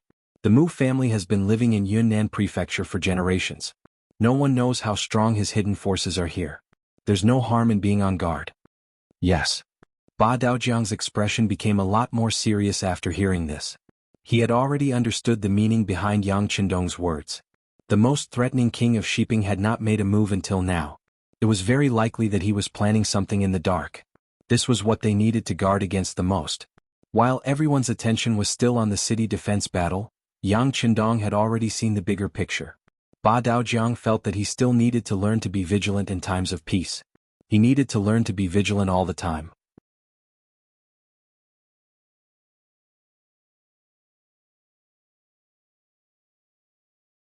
Chapter 1590. Just as Yang Qindong thought, A group of people were having a gathering in a rather large courtyard in the southern Cloud Manor. The courtyard was filled with people. If one looked carefully, one would see that their waists were bulging and they were all carrying weapons. At this moment, there was no one else other than the three great clans in Yunnan who could rise up such a force in the city. The three great clans of Yunnan referred to clans that had a certain amount of power and wealth. There were many forces like this in the entire Great Ming Dynasty. As big as the capital city of the northern Ming Dynasty and the capital city of the southern Ming Dynasty, such forces existed in small towns. This was what people often called the Sher family group. It could also be called the tyrant. Speaking of aristocratic groups, they were not only in the Great Ming Dynasty but also in other countries. Yang Qindong's method of dealing with them was very direct. If words had to be used to describe it, it would be 4 words: uprooting them. Yes, uprooting them. No matter what kind of background they had or what kind of backing they had, even their country would be destroyed, so why would they care about a small force like yours? If you know what's good for you, take out 90% of your wealth and we can spare your lives. However, you can't stay where you were before. You will have to move out like most people. This is also the best way to reduce their influence. On the other hand, if they encountered people who wanted money more than their lives, they would be killed. The money would directly go to Yang Xie's treasury and could be used to fill the treasury, making it much simpler. It was precisely because of this that without the existence of the so-called aristocrats, the security of the land occupied by Yang Xie quickly stabilized. After all, there was no one to organize them to resist the Han army, which was equivalent to having no opponents. All this time, Yang Qindong had dealt with the aristocrats of foreign races. He had not directly come into contact with the aristocrats of the Han. South Cloud Manor was the first town that the Yang faction had conquered. Naturally, some of the problems that had been hidden under the surface were exposed. Yunnan Manor was the capital of Yunnan. To be able to be called one of the 3 great clans, their influence was not something that ordinary small clans could compare to. Usually, they were in a competitive relationship. After all, the market was only so big. The more you did, the less you would get. So usually they hated each other to death. But now, because they had a common goal, they were united.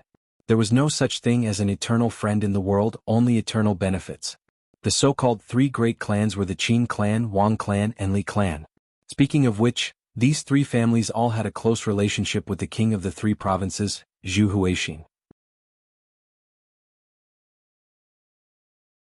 They were either related to him by blood, affection, or direct interest. Let's put it this way, the reason why these 3 clans were able to grow so big was all thanks to Zhu Huixin's daily care. The reason why these 3 families were able to grow so big was because they had a very good relationship with the Mu family, who was previously known as the King of Yunnan. Now that Zhu Huixin's whereabouts were unknown, the 3 families did not know that the 3 provincial kings had been captured by Yang Qindong. That was why they didn't make a move until they received Wang Mubin's letter. Only then did they have a clear direction. Now, they gathered together for this meeting to discuss how to gain benefits in this chaotic world. Merchants didn't like chaotic times and so did nobles. Although this represented an opportunity, it also represented killing intent. After all, they could make up for it in the future if they made less money, but if they lost their lives they would lose everything. However, they only had money and a little power. It was impossible for them to stop the general trend, let alone the powerful 5-star army. Therefore, when chaos came they could only watch it first. Just as they were thinking about whether they should meet Yang Qindong and sound him out, King Shiping's letter arrived. The 3 families all received the letter and the content was almost the same. King Shiping asked them to join forces to create chaos in the city and act as spies for them to counterattack Yunnan Prefecture.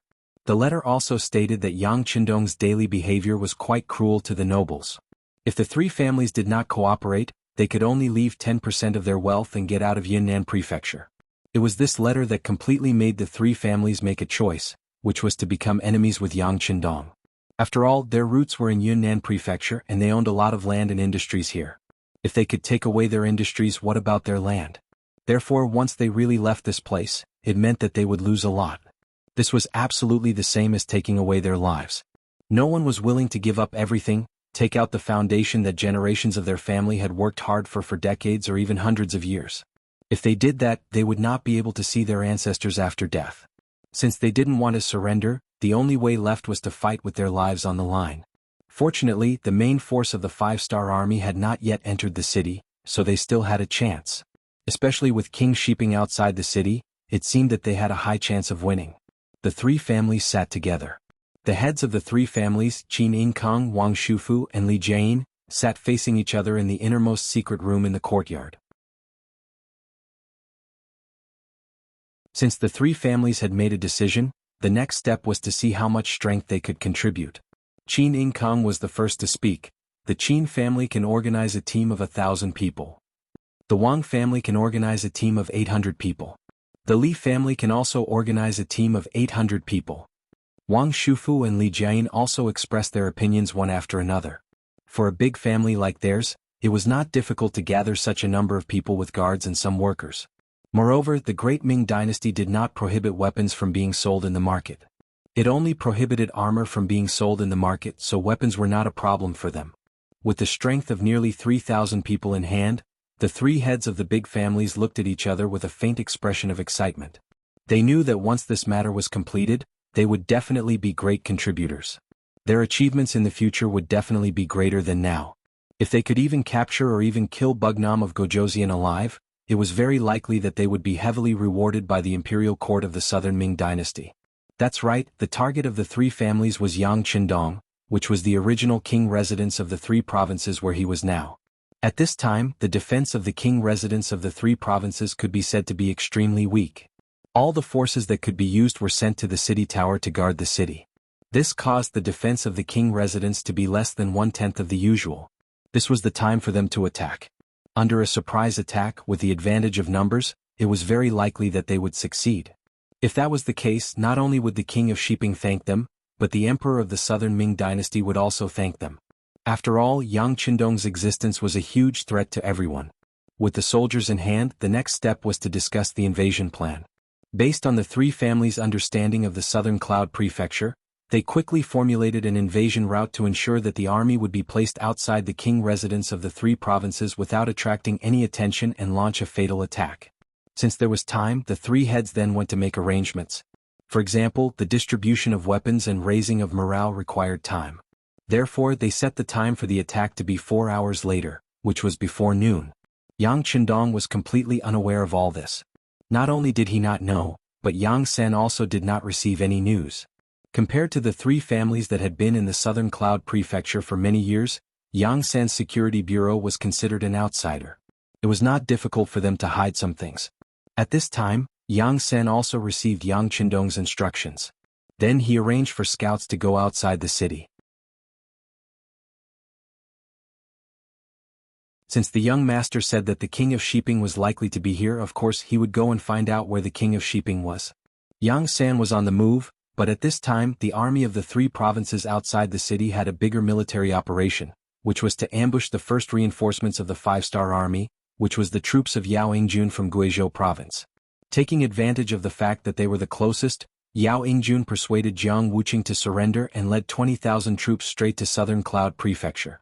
The vanguard general of this army was Jiang Wuqing. He led 5,000 cavalrymen and rushed to the front line.